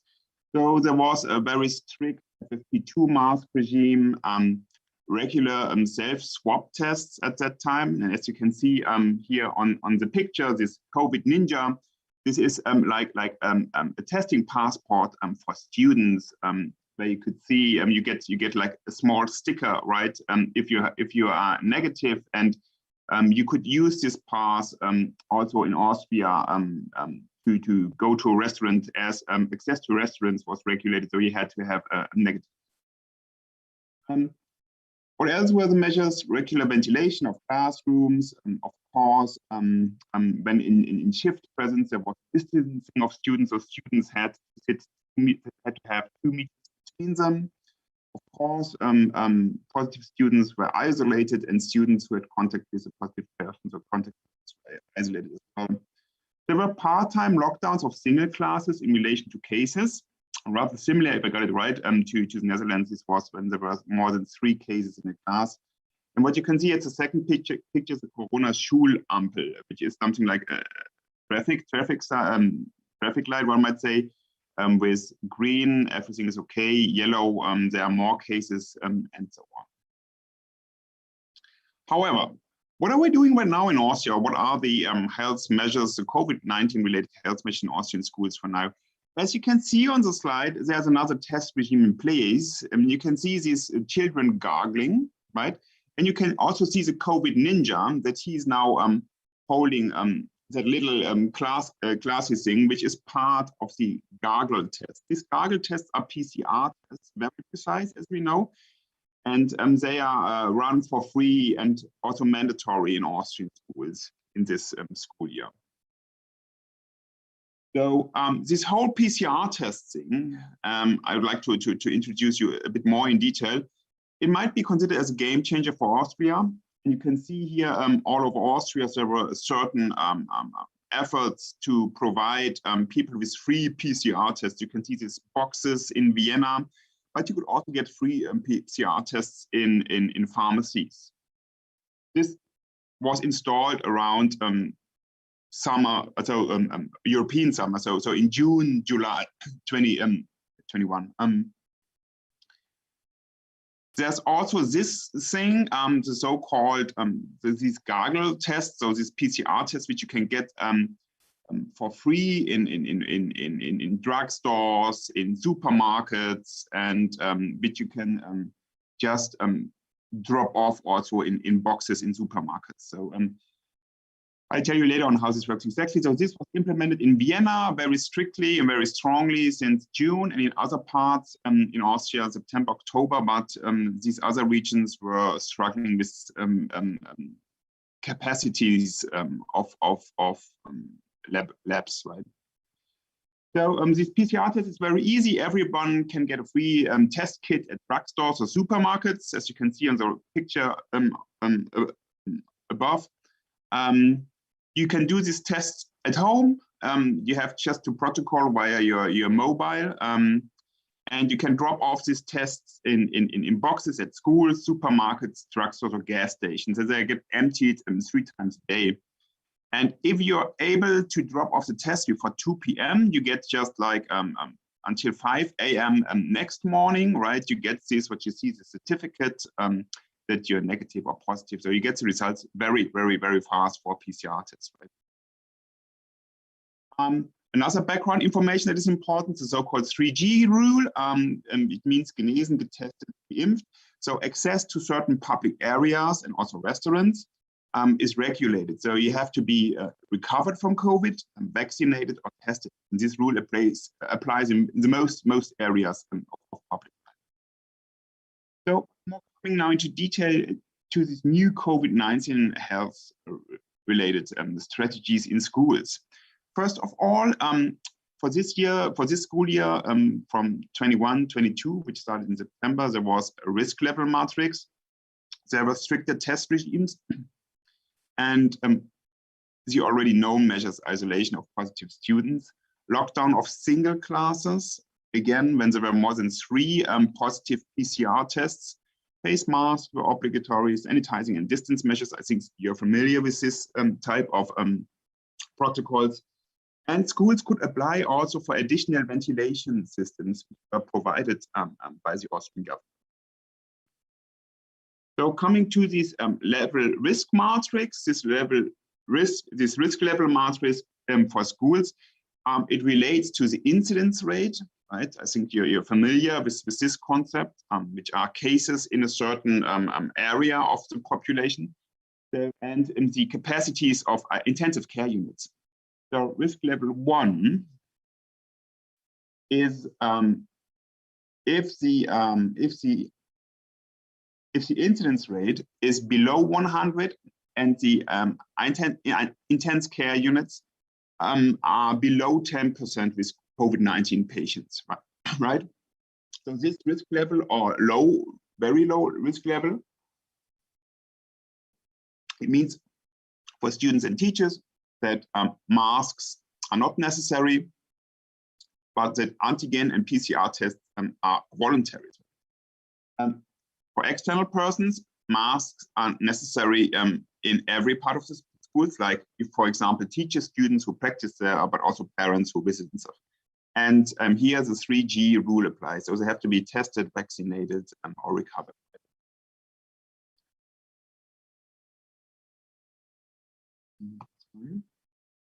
Risk level 2 It's for when there's an incidence rate between 100 and 200, and ICU capacities are between 10 and 20%. So if this level applies, students and teachers have to wear masks outside of classrooms.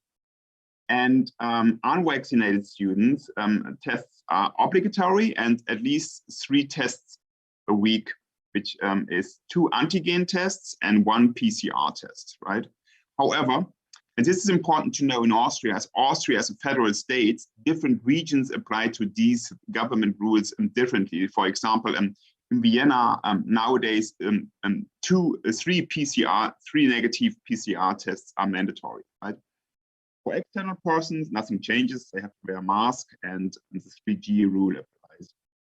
Last level is when the incidence rate is above 300 and ICU units are above 20% with COVID-19 patients. This means for students and teachers that they have to wear a mask outside of the classrooms, and students of upper secondary schools in the whole school building. Everybody has to test again, and for external persons, nothing changes. So about this is about this level risk matrix, which is applied for schools in relation to like incidence rate. Now the gargle tests, the test regime, it also applies, as I said, in schools, and there has been set up a very, very strong test regime, which is called alles spült, like everybody's gargling. So there are 3 PCR tests that can be dropped off at schools. And these tests are, of course, used for monitoring in order to avoid clusters at schools, right? And also for to build up a huge database for statistics in COVID-19 in young people. Next measure, regular ventilation and air cleaners. As you can see, of course, you have to open windows, but this only is possible, of course, in the warmer months, like not right now. For example, now there's all snow all over Austria, so it's not that you can ventilate by opening the window that easy. But they are on the right side, and you have this small air cleaners that you can apply for as a school.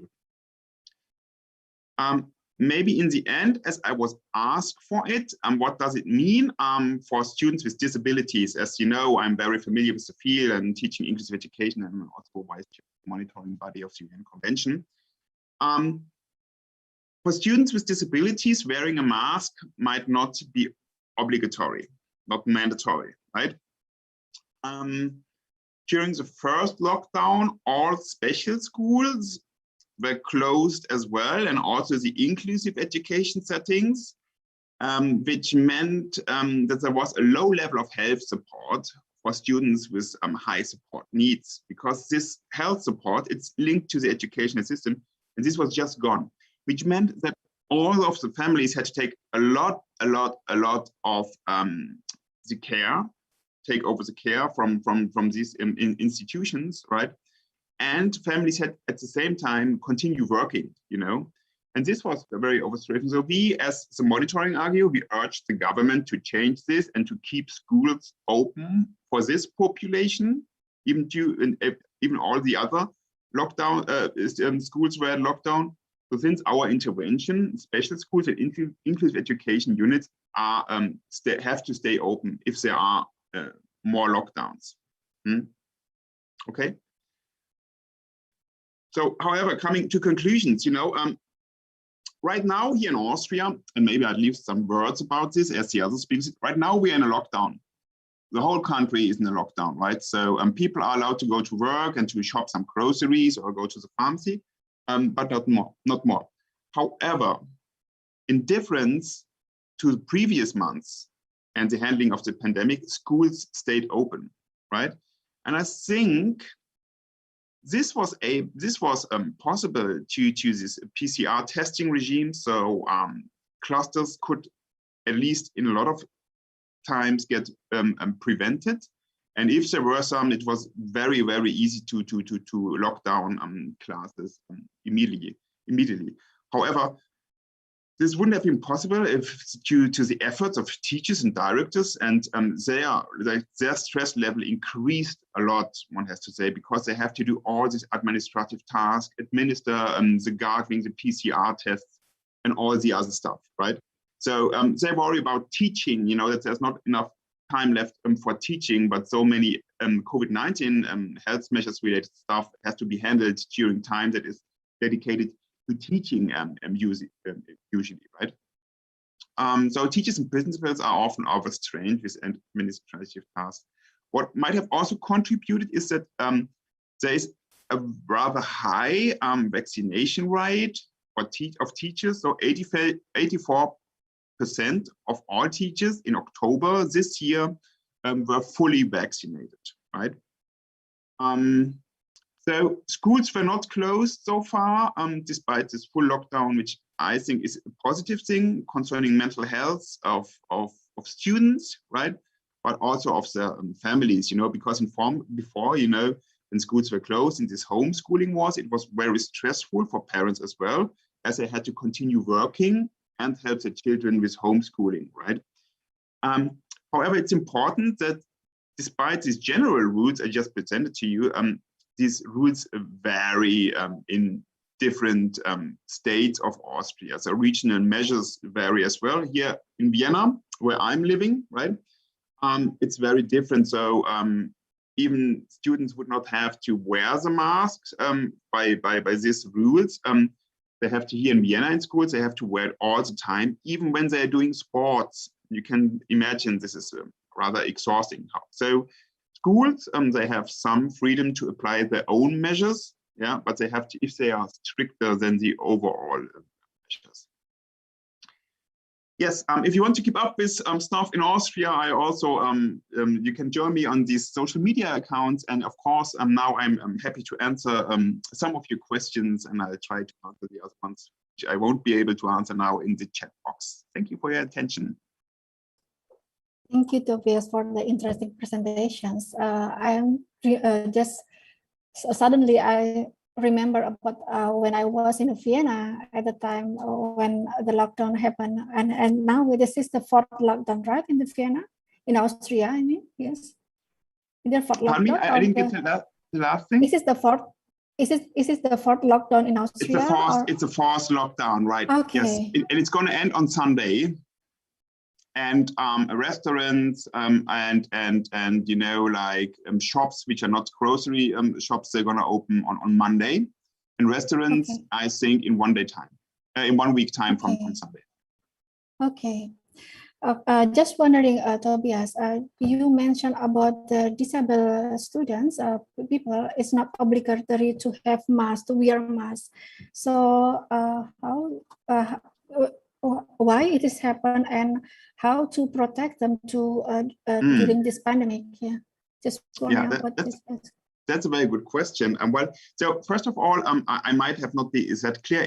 It's not for all students, but students with high support needs, you know, which might struggle with wearing a mask. It's not obligatory for them.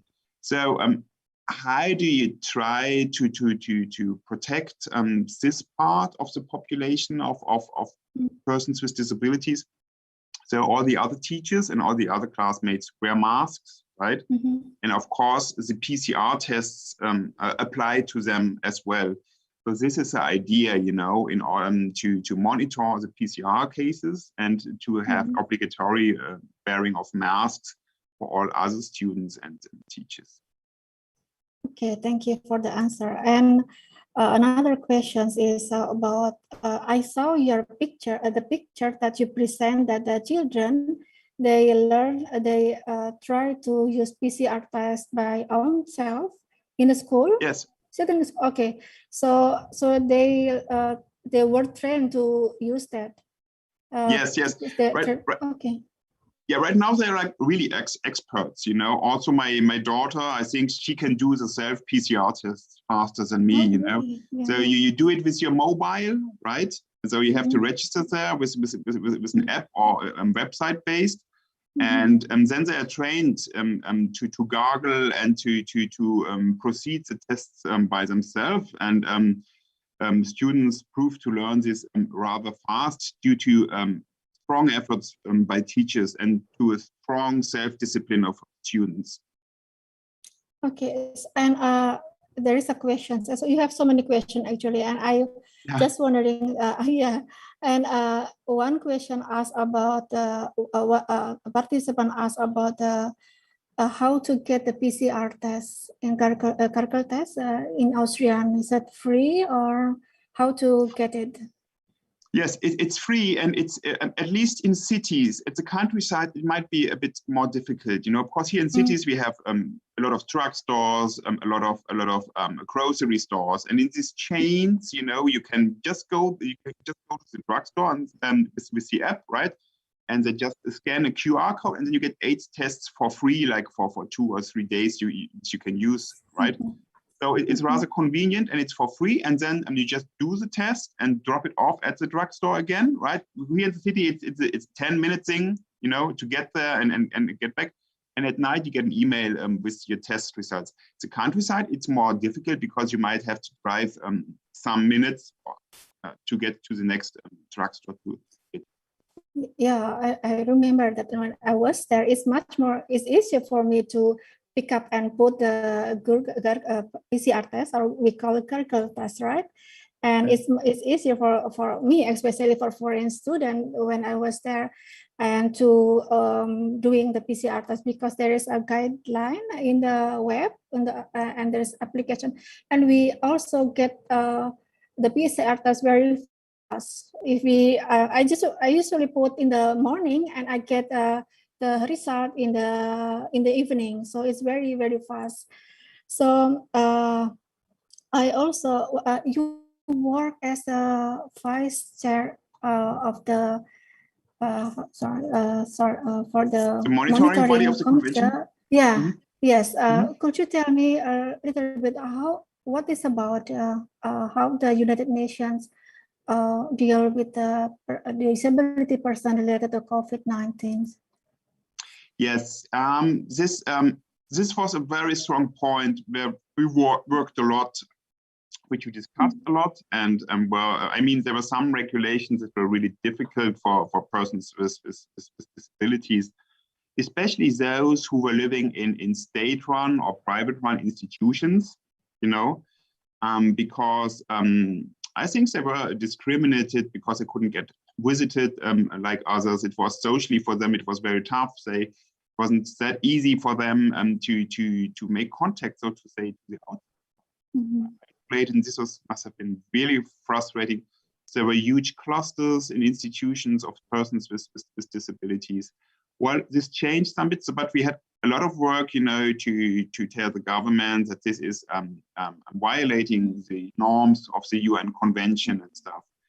And also concerning schools, you know, it was in the beginning it was rather difficult, but one has to say that the ministry took this advice of us very serious, right? And so those special schools and inclusive education teachers provided students with disabilities with learning at home, because, you know, online and distant learning, I think it's good and it's very empowering, and you can do at least some sort of teaching, you know, during the pandemic. I mean, imagine this pandemic would have taken place like in the 1980s or something like this. So it's empowering on the one side. At the other side, it's also, at least with the techniques and the level of skills we have, you know, it's very limiting. And it's limiting for some students that might have cognitive impairments, right? So it's very tough to do distant teaching with some persons like this. It's rather tough in general, as some persons, some teachers or professors might say, right?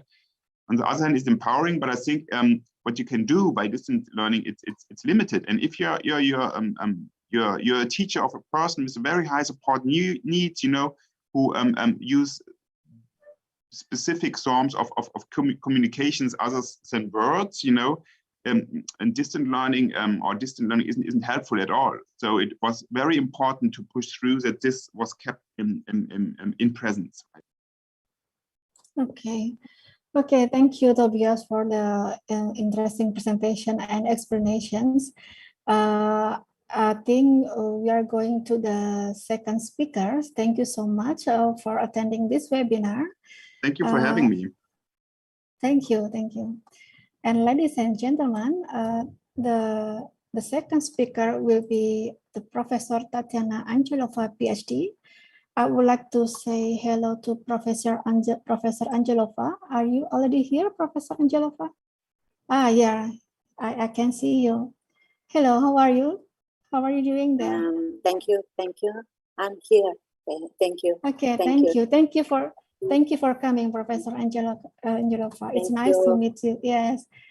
And ladies and gentlemen, I would like to read her curriculum vitae.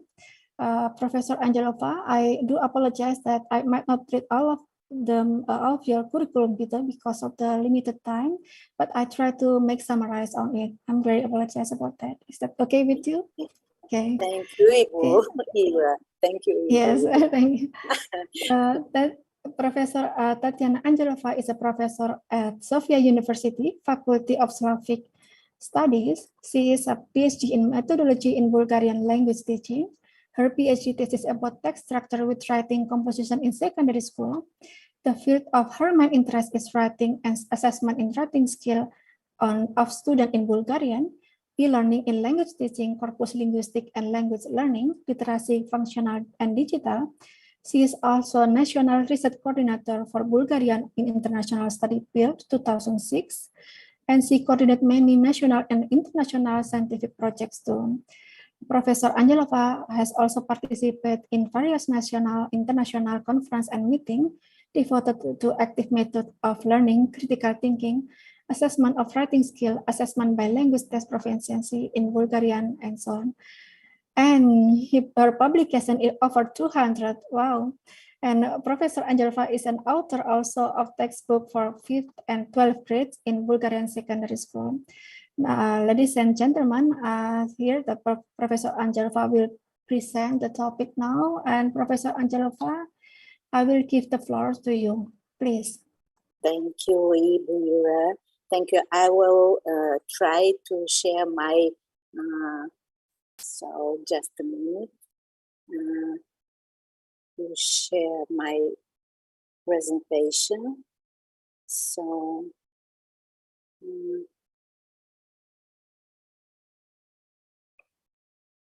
do you see my presentation?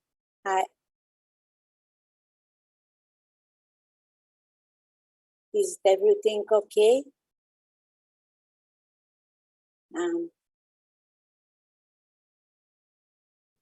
Yes, it's clear enough, Professor Angelova. It's clear enough. Yes. Everything is, yeah. So, and at first, I would like to start my presentation with gratitude for the invitation about attendance this webinar, of course. And I would like to share only my experience as university lecturer, of course, because I need to prepare data, to prepare information about my university, my faculty, because I suppose that maybe all of participants know very little about Bulgaria. And I am going to say about main points in my presentation, some words about Sofia University, brief presentation about Faculty of Slavic Studies, short information about health protocol and obligatory rules in conditions of pandemic in our university, and maybe interesting facts about remote academic teaching at our university. Here is, of course,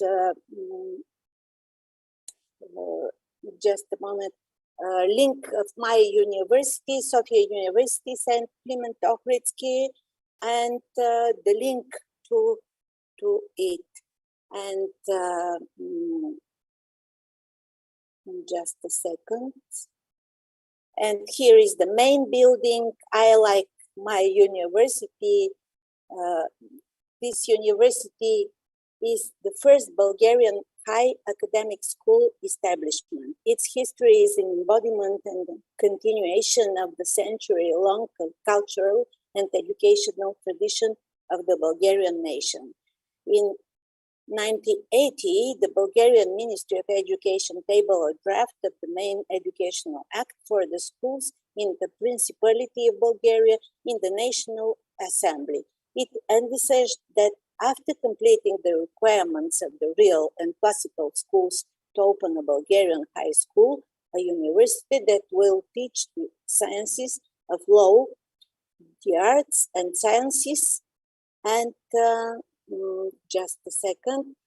And in 1887, Minister of Education Ivanchev issued an ordinance for the opening of pedagogy class affiliated to the first male gymnasium in Sofia. The classes began on October the 1st, 1888. On 18 December, the National Assembly passed an action transforming the latter into high school.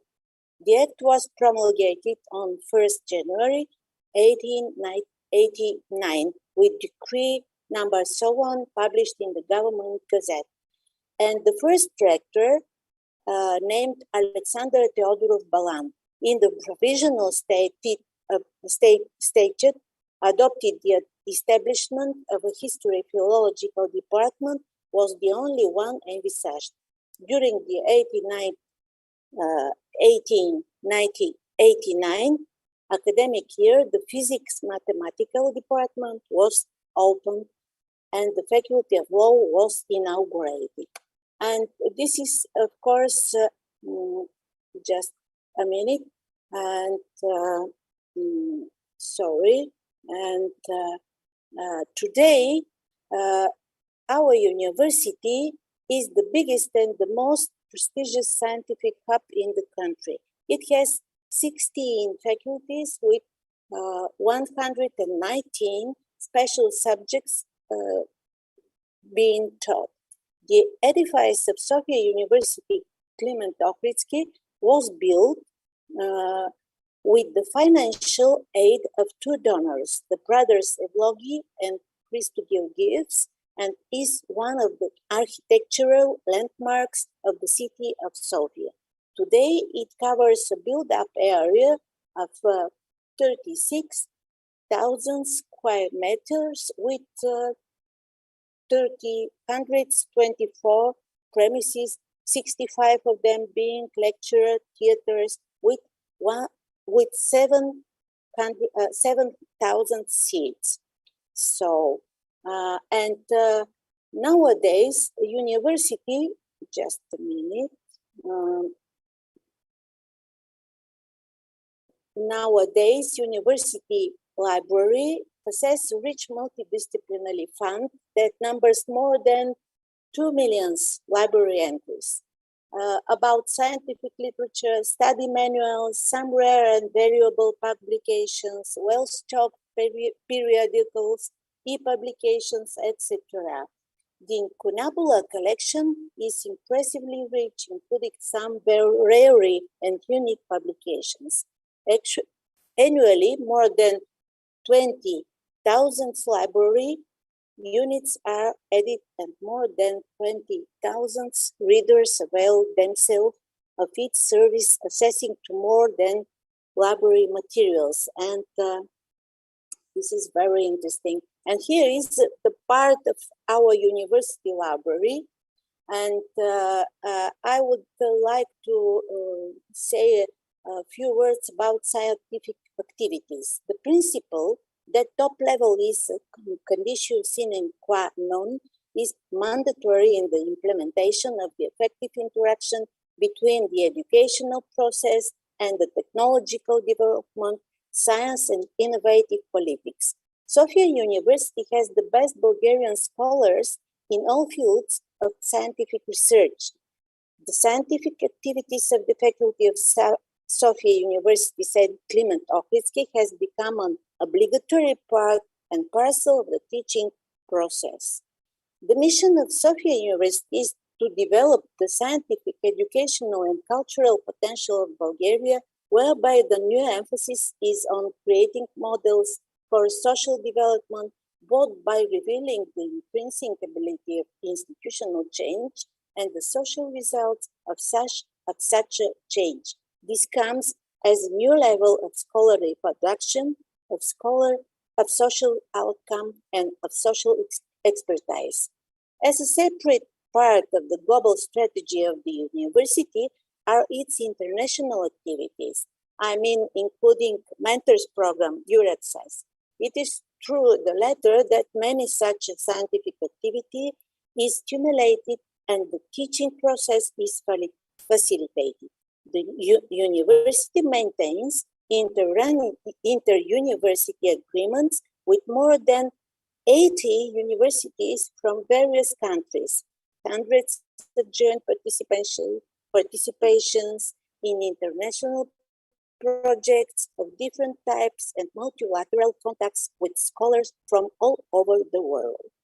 Sofia University is the leader in the country in terms of the number of participants in the students and lecturers' mobility and the implementation of the idea of European space in the domain of university education. This is a photo from our aula of university. With the signing of the Erasmus Charter in 2007 and Bulgaria being a full-fledged member state of the European Union, the university continues its active participation in the implementation of the updated with new educational possibilities, Learning for Life European program. And here are the official address of Sofia University. Sofia is the capital of Bulgaria. So let's say a few words about my faculty, Faculty of Slavic Studies, over 120-year-long history of Faculty of Slavic Studies. Generation of students and scholars have kept handed down and created the knowledge about Bulgarian people, language, literature, and culture. Faculty of Slavic Studies offers bachelor's degree programs and master's degree programs and trains PhD students in the field of Bulgarian language and literature, Slavic and Balkan studies. Since the very beginning, the teaching at the faculty has been connected with Bulgarian school, and it is responsible for the preparation of Bulgarian teachers. Acknowledging that better education is a logical result of high-quality scientific research in the faculty is of great importance for scholars working on a wide range of problems in contemporary humanitarian studies. Faculty of Slavic Studies, in cooperation with other faculties at Sofia University, works for the development of Bulgarian science and education and for widening their international prestige. And the Faculty of Slavic Studies was established in 1888 with the foundation of the higher pedagogical courses and the introduction of philological courses. The next year, Slavic philology was studied as a major and newly founded Faculty of History and Philology. Until 1946, the main degree programs were in Bulgarian and Russian philology. The first degree course in Slavic studies was introduced in 1953. And here is the icon of our patron of the university, St. Clement Ohridsky. And he taught more than 3,500 teachers. Since 1965, there have been two separate philological faculties at Sofia University, the Faculty of Slavic Studies and the Faculty of Classical and Modern Philology. In 1997, a new curriculum was introduced at the Faculty of Slavic Studies to meet the requirements for acquiring bachelor's and master's of art degrees. Slavic Philology and Balkan Studies offers 5-year course of tuition, which leads to a master's of art degree. In 1903, a new syllabus complying with ECTF was introduced and actualized for all subjects at the faculty. Number of students, total number 1,278. Bulgarian philology, 483 full-time students, 197 part-time students. Russian philology, 139 full-time students. Slavic philology, 290 full-time students. Balkan studies, 77 full-time students. Students in master's program, 92. And these are departments: Bulgarian language, Bulgarian literature, Cyril and Methodius studies, general into European and Balkans linguistics, theory of literature, Slavic linguistics, Slavic literatures, Russian language, Russian literature, teaching methodology. This is my department, Bulgarian as a foreign language. And scholar and students participate in university, national and international project on a wide range of problems within the contemporary humanities. The following annual conferences are held traditionally: Cyril and Methodius Symposium, Symposium Slavistics, Annual Conference of the Faculty of Slavic Studies. And here is the example of the Cyrillic alphabet, Glagolica, and it is, I suppose, interesting for all participants in the webinar. And what about international activities? Within the inter-university agreements, the Faculty of Slavic Studies participate in programs in cooperation with universities from Germany, Greece, Spain, Italy, Poland, Czech Republic, Hungary, Slovakia, Russia, Serbia, Ukraine, Romania, etc. Our students specialize in Poland, Russia, Ukraine, the Czech Republic, Slovakia, Serbia, Croatia, Slovenia, Romania, Albania, and Greece. Scholars from the Faculty of Slavic Studies deliver lectures in Romania, Albania, Greece, France, Germany, Italy, the Czech Republic, and USA. They also participate in lectureships in Poland, Germany, Italy, Spain, Slovenia, Croatia, India, etc. Of course, what about COVID-19 and take care? We use and implement requirements of World Health Organization. Protect yourself and those around you. Get vaccinated as soon as it's your turn and follow local guidance on vaccination. Keep physical distance of at least 1 meter from others, even if they don't appear to be sick. Avoid crowds and close contacts. Wear a properly fitted mask when physical distancing is not possible, and in poorly ventilated settings. Clean your hands frequently with alcohol-based hand rub or soap and water. Cover your mouth and nose with a bent elbow or tissue when you cough or sneeze. Dispose of used tissues immediately and clean hands regularly. If you develop symptoms, test positive for COVID-19, self-isolate until you recover. So, and we have obligatory rule about wearing mask properly. To properly wear your mask, make sure your mask covers your nose, mouth, and chin. Clean your hands before you put your mask on, before and after you take it off, and after you touch it at any time. When you take off your mask, store it in clear plastic bag, and every day either wash if it is a fabric mask or dispose of it in a trash bin if it's a medical mask. Don't use mask with valves.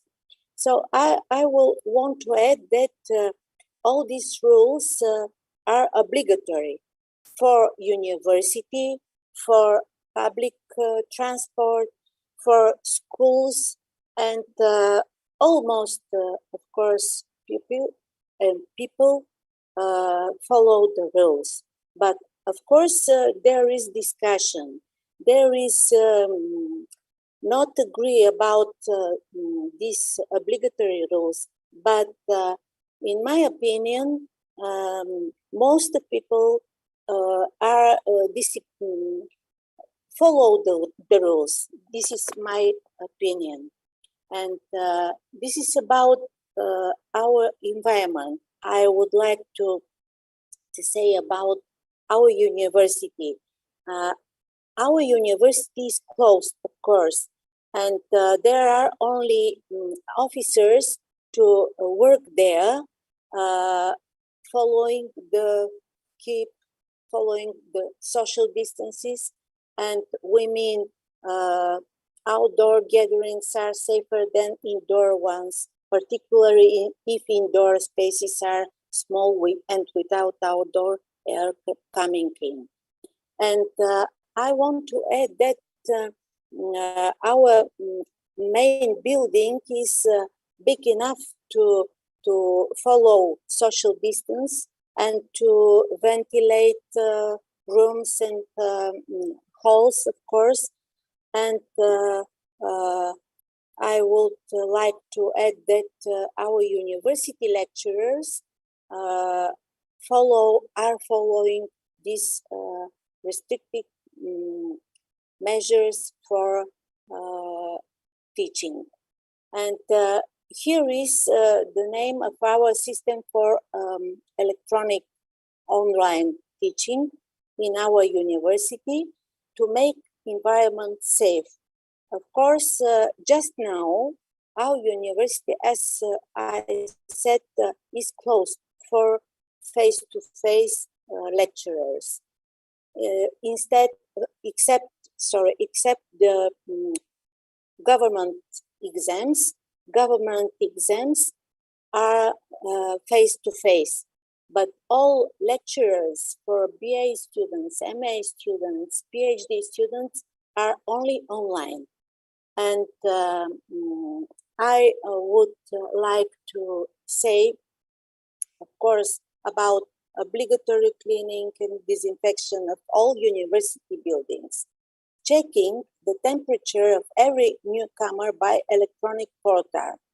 And this is very, very, very important. Keeping the distance, and of course about people. Almost lecturers, including me, and officers are vaccinated. I have green certificate and I have obligatory to show it. Even in university, even in shops, even in cinema, in theaters, and so on. But not all students are vaccinated, unfortunately. And the students prefer to learn face-to-face, but this reason that they are not almost vaccinated is a great obstacle, unfortunately. So we have to take care about conducting this process. Academic teaching is currently entirely electronic, remotely, with the exception, as I said, of state exams. And here is some of my courses for MA students, which are remote, which are online. Research methods in foreign language teaching methodology. And here is the link to this course. And most of participants are from Greece and from Bulgaria too. So they are high motivated and they want to learn more about foreign language teaching methodology. And I'm pleased to share that they're really successful MA students. And one of my MA courses is Pedagogy. And the course is designed for undergraduates motivated to learn about pedagogy as science that can help build their professional development as language teachers. The course masters basic pedagogical competence related to teaching different languages in different educational contexts. Undergraduates get acquainted with the basic of didactics, e-assessment, and so on, so on. Here is the link. And I teach a course for PhD students in Bulgarian, research procedures in philology studies. And I would like to put the accent on how I support my students. I stimulate teamwork and discussions to solve problems related to language teaching. I motivated them to develop their critical thinking. I encourage them to explore language learning. I give them timely feedback. And in my opinion, it is very important to manage quality of online teaching by giving timely feedback and appreciate their cognitive and personal development so that it gets better.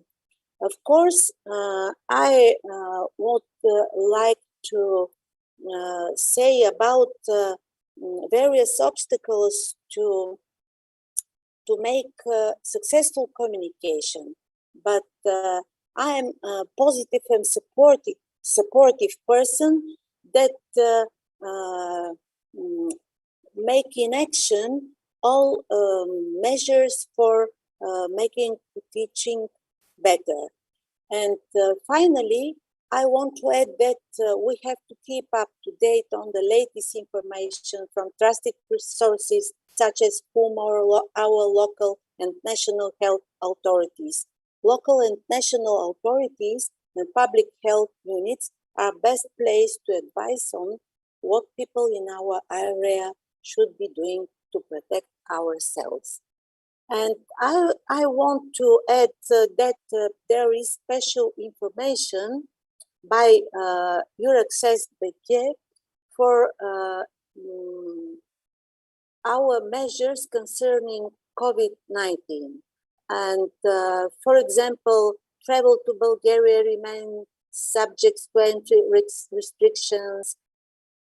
Vaccination certificate indicating an approved vaccine schedule has been completed and at least 14 days. And I don't want to give all of these details because as far as I understand from previous speakers, the measures are very, very similar. And the obstacles are very similar. And I think that this is a great idea to share, but of course, every country is responsible for own restrictive measures and to keeping them in action. And I would like to end my brief presentation with thank you, and I will try to say in Indonesian, terima kasih atas perhatian Anda. Thank you, Ibu Vira. Thank you, Professor Angelova. It's very interesting presentations. All the question comes to my private chat box, and I'll try to combine all of them. And I just wondering that how about the students who want to go to the university and they want to study in the library? Is there any specific rule for that, or is there any physical distancing and use mask and so on? Could you share it with us, please? Yeah. Of course, our students can use online library because university is closed. But just now, if there are very few people, they can wear masks and to make orders for use of library. It is convenient that we have easy access to online library, our university online library. So to assure safe usage of the books. Of course, I would like to add that every university lecturer is obliged to make access to resources, online resources and paper resources, of course, but previously dominant online resources from the library. Yeah. Thank you, Professor Angelova, for your explanations. So now I get the pictures of the situation in there. I'm sure everybody here get the picture of that. Thank you very much. Now, ladies and gentlemen, thank you. Ladies and gentlemen, we're going to another speaker, which is Bapak Dr. Sony Hari B. Harmadi, SAMA. I will try to switch in bahasa, and Bapak Sony is Ketua Bidang Perubahan Perilaku Satgas Penanganan COVID-19 Nasional dari mulai September sampai saat ini. Beliau juga Deputi Bidang Koordinasi Pemberdayaan Masyarakat Desa di kawasan Kemenko PMK. Dan banyak sekali tugas yang dilakukan Bapak. Selamat datang di webinar kami. Terima kasih sebelumnya kami ucapkan. Mungkin Bapak Sony ada yang mau disampaikan kepada kami, Pak. Terima kasih. Baik, Bu Ira. Assalamualaikum warahmatullahi wabarakatuh. Selamat sore, salam sejahtera untuk kita semua. Saya ingin menjabarkan sedikit saja. Saya tadi mohon maaf karena sedang sedang nyupir dan masih di jalan. Mohon maaf sekali. Saya coba sedikit saja Bu Ira untuk update bagaimana situasi di Indonesia dan mungkin supaya international speakers bisa mendengar apa yang saya jelaskan, mungkin saya akan jelaskan beberapa dalam bahasa Inggris saja. Baik, first of all, I thank you very much, especially to Unesa for inviting me to deliver my presentation today. And COVID-19 pandemic has lasted for almost 2 years since the first case was announced on early March last year. And since then, the pandemic has drastically changed our lives in many aspects. How about the current situations, current status of Indonesia in handling the COVID-19 pandemic? Fortunately, the handling of COVID-19 pandemic in Indonesia is one of the best in the world. Indonesia has successfully reduced the number of active cases to minus 99% in less than 5 months. And as of 10 December, the trend of active cases continues to decrease. There has been more than 4.2 million confirmed cases. About 5,000 amongst them are active cases. And yesterday, we even recorded quite low daily case finding number, which was 192 people. More than 4.1 million people have recovered, and fatality is recorded at about 143,000. The number of tests, continues to increase, and is higher than the target of testing made by WHO. Due to the target, we have to reach about 270,000 tests for every week. In fact, we have reached about more than 200,000 tests during yesterday in one day only. And even if we only calculate the PCR test, the number of tests is always higher than the target. As the situation around COVID-19 improve as time goes by, some countries have removed some of the health protocols. However, when the situation worsens, they may also strengthen the health protocols. Unfortunately, some countries experience another outbreak after they remove some health protocols. That's why the reopening of public activity in Indonesia, included in education sector, is carried out gradually with full caution. and we also apply stronger health protocols to prevent another wave, the third wave. And if we take a look, that the COVID-19 pandemic has affected people in all aspects of life. Education is no exception. Students from privileged backgrounds, supported by their parents and eager and able to learn, could find their way past closed school doors to alternative learning opportunities. But those from disadvantaged backgrounds, often remain shut out when their school shut down.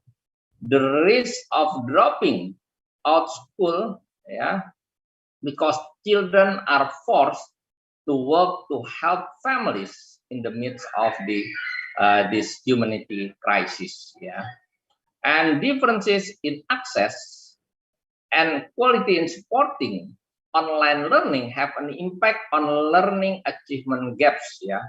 Learning loss will lead to skill loss, and the skills people have relate to their productivity, gross domestic product, and of course our economy. That's why learning from our experience and other countries' best practices, we realize that health protocols is a must, is a mandatory. We have to comply to health protocols to make sure that the prevention of transmission of COVID-19 can be conducted in a good way. And the Indonesian government is currently designing a scheme on how the society can adapt to the new normal lifestyle to balance pandemic mitigation efforts and economic growth. That's why we ask, campus has to adapt new normal behavior to minimize the risk of COVID-19 transmission through setting standard health protocols like maintain a physical interpersonal distance of at least 1.5 meters with people, wash hands frequently, when coughing and sneezing, cover your mouth, and nose with your bent elbow, avoid touching your eyes, nose, and mouth, as the hands facilitate the transmission of coronavirus, and the use of mask is compulsory, is a must. The second one, campus has to adopt digital health protocols by utilizing the Peduli Lindungi application, to make sure that all people that have activities in the campus has a low risk of COVID-19. The third one, we have to strengthen the surveillance in the campus by strengthening testing and tracing. So we have to detect who has a COVID-19 earlier, as soon as possible. The fourth one, balancing healthcare and the education activities.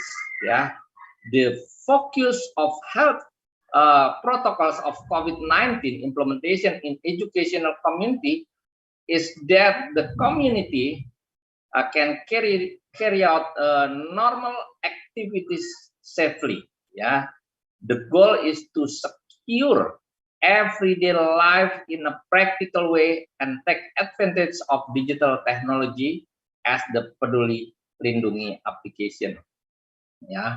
And the last one, I would like to deliver my, I would like to convey our gratitude, that Unesa is one of the most contributors for our program Behavior Change Ambassadors to encourage the implementation of health protocols, especially 3M, wearing mask, keeping distance, and wash your hand, National Task Force for COVID-19 recruited behavior change ambassadors. We call it as Duta Perubahan Perilaku from all 34 provinces in Indonesia. And they act as role model for the public regarding health protocols, also to educate and socialize the public about 3M and COVID-19. Up to now, we have recruited more than 133,000 behavior change ambassadors from various professions, from civil workers, college students, activists, academics, and others, and they have educated more than 60 million people directly, door to door on topics regarding COVID-19, and distributed about 19.3 masks during their activities. I would like again to convey our gratitude to Unesa for your significant contribution to encourage the implementation of health protocols. That's why we ask you all in Unesa to give best practices in conducting all health protocols to prevent the transmission of COVID-19. Once again, my apologies for being late. I have another appointment, and I wish you a very productive webinar today. Thank you very much. Thank you, Bapak Sony. Terima kasih atas kehadirannya di Unesa. Di sela-sela kesibukannya, monggo Pak bila ingin melanjutkan aktivitas. Mohon maaf sebelumnya. Bu. Dan di sini saya masih ada beberapa teman kok. Kalau nanti ada yang mau ditanyakan, mohon maaf sekali. Ini ada beberapa dari Satgas tetap standby kalau harus menjawab beberapa to address some questions from participants. Terima kasih Bu Ira, terima kasih. Terima kasih. Terima kasih.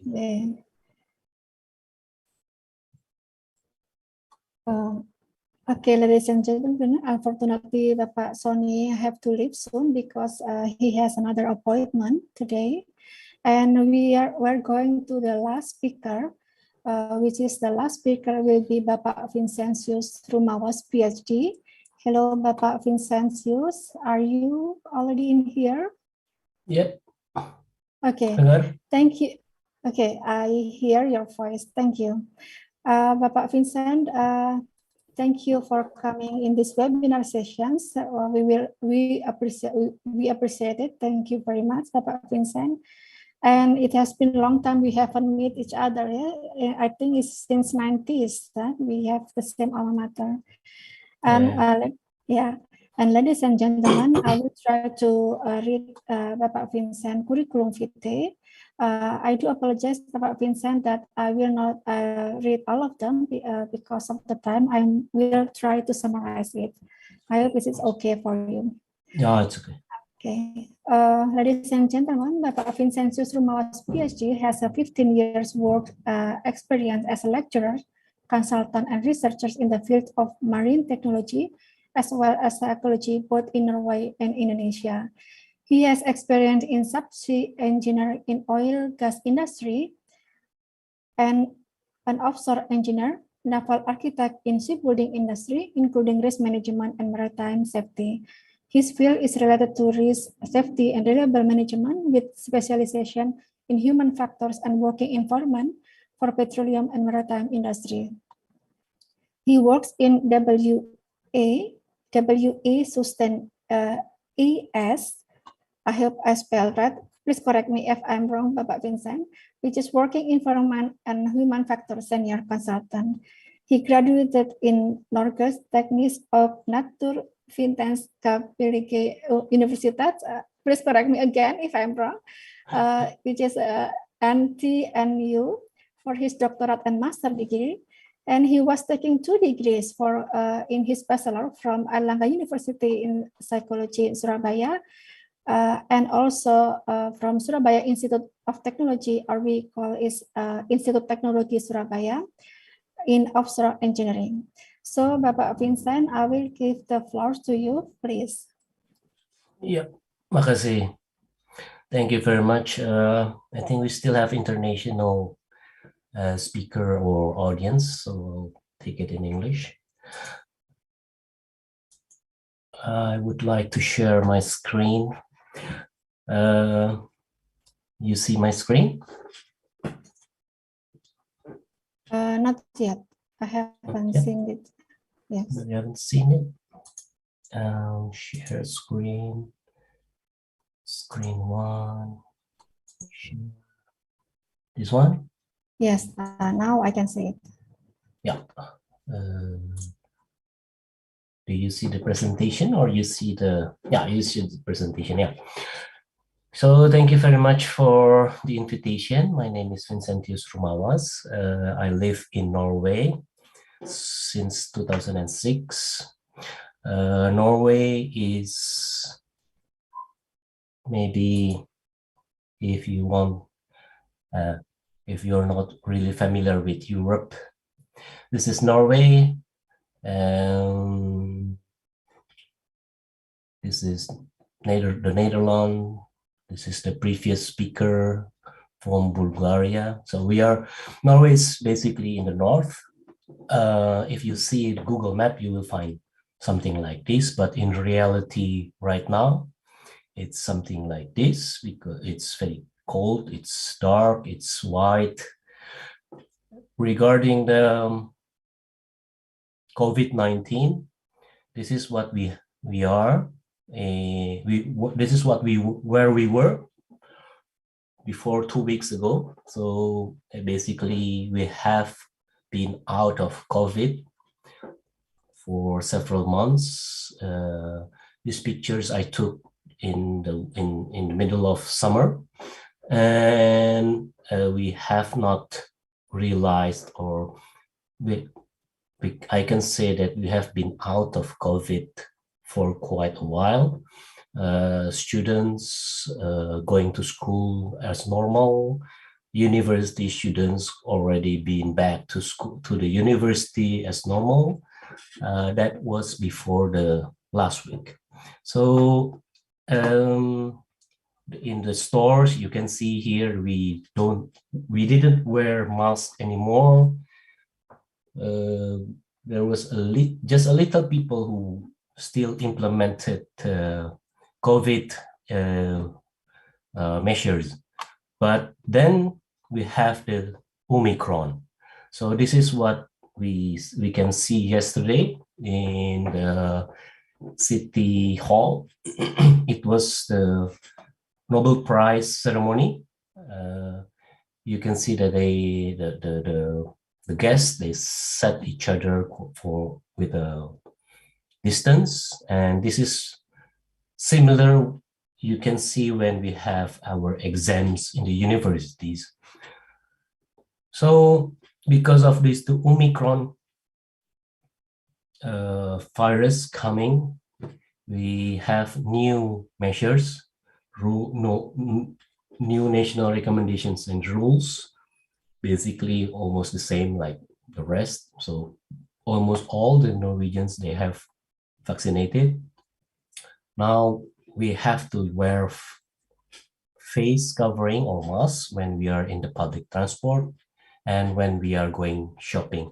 But the shops, restaurants, they are open as like normal. We don't have any restrictions yet, but serving of alcohol is up to 12 o'clock at night. And contact with the health care service, social contact, 1 meter distance, avoid shaking hands or hugging others. And we have at schools regular testings in areas with rising infection rate. And in workplaces, people must work from home if they can, but it is not mandatory. We have a regulation due to arrival in Norway, but it is rather relaxed. And now, after 2 days ago, we have a little bit stricter regulations. So we can have guests maximum 10 due to Christmas and New Year. up to 20 guests in one occasions. Children in the kindergarten and primary school may receive visits from other children in their cohort, even if it exceeds the maximum number of guests recommended. So that's basically for the school or with respect to education. For indoor organized leisure, a recommendation of groups up to 20. We, as a trainer, usually have to wear a mask, but not the children. The elite sports still going on as normal. And specifically for kindergartens, schools, and after-school program, they are implementing this traffic light model. You can see the details of the traffic light model in this link that I give here. So now each school, they are given like green, yellow, or red. So there is this every classification, they have a kind of rule of conduct, what to do, what not to do, something like that. So the universities, like I said, they are still teaching at school in the university, but they are recommended to teach in smaller groups and offer more digital teaching. But those experiments and in the laboratories, they are okay to go to the school. Exams also. So that is not, there's no strict regulation that they have to do online. No, basically they already been back to normal. That's what we have here in Norway, basically. I think that's what I can share with you. But maybe it is worth to mention that the Norwegian society is very, they trust their government very much. So the government gave their presentations and the rules or regulations regarding COVID. Like in the 9th of December, the government presented what they want or what they rule out. So the people, they just follow whatever the government said. So I think, yeah, I think that's what I can share. How to go back to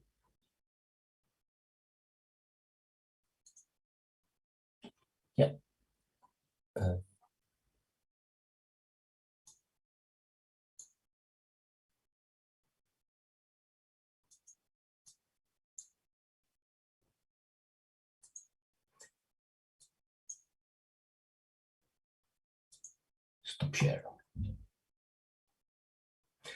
Yes, that's what I can share with you. I hope with a very limited time.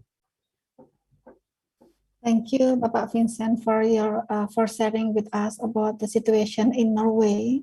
There is a question from in the chat box.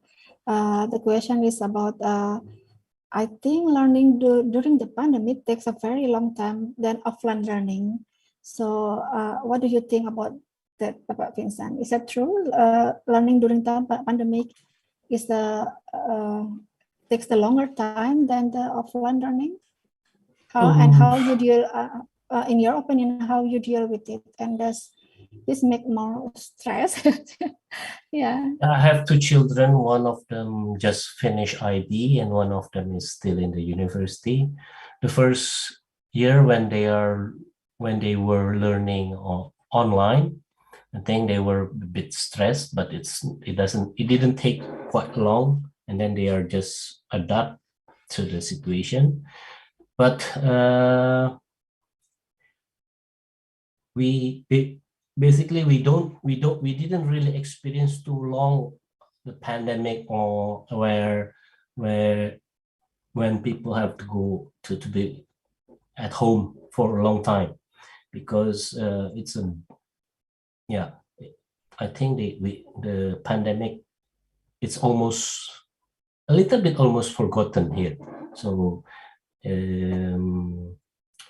learning, yeah, I think that even my children, they already forgot about the pandemic. They already went to the parties. They already went outside.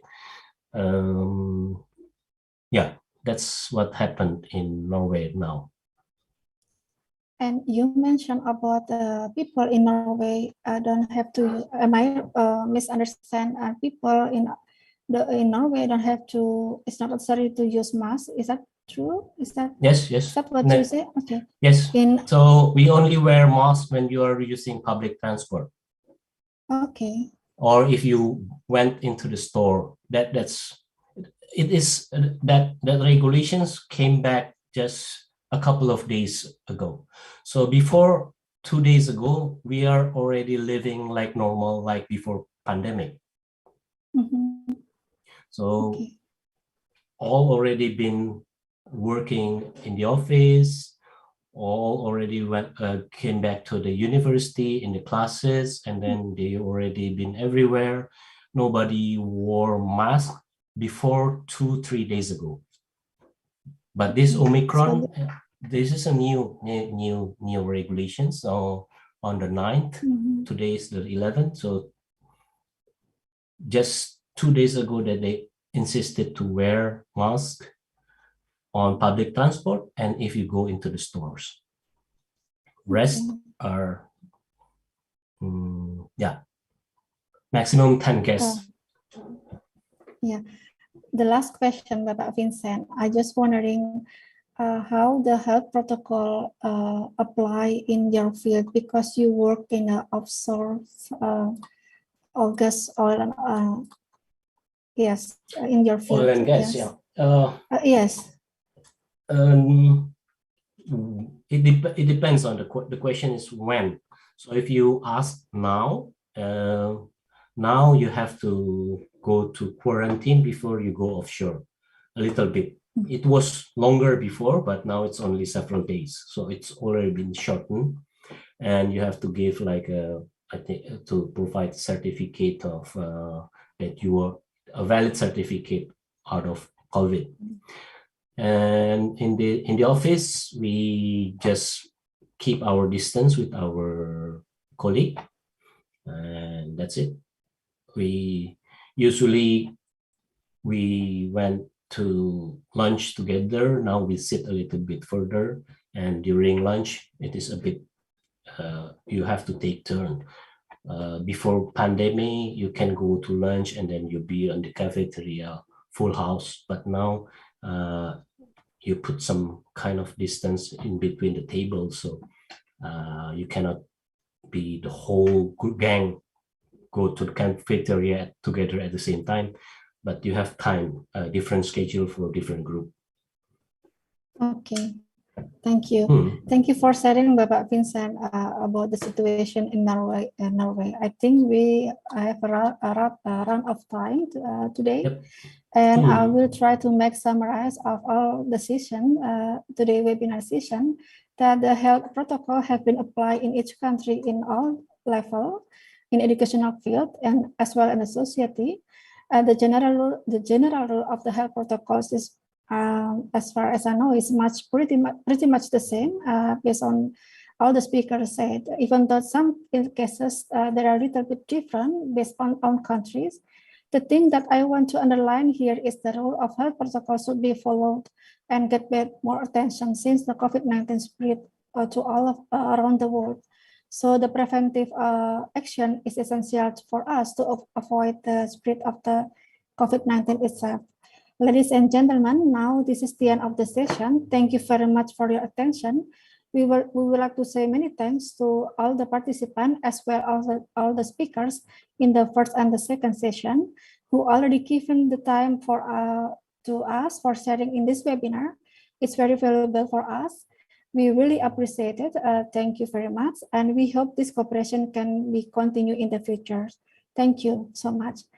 And now I will hand over to the MC, Dr. Niken, please.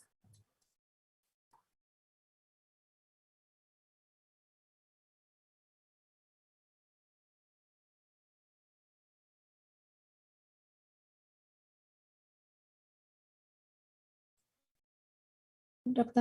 Niken, we cannot hear your voice.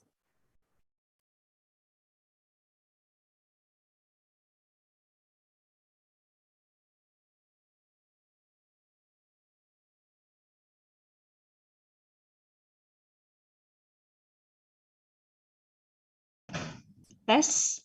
Hello? Yes, we can hear now. Okay, I'm sorry. Thank you, Mrs. Ira, for leading this wonderful discussion. So, ladies and gentlemen, it is such insightful discussion we have this afternoon. I believe we have gained a lot for our keynote speakers' best practices and experiences. Finally, I, Niken Sasadara, as Master of Ceremony, would like to thank each participant, our keynote speakers, moderators, committee members, and everyone who has participated in today's agenda.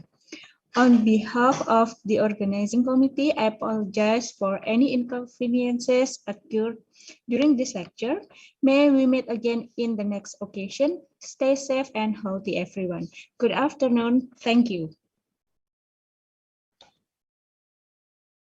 Recording stopped.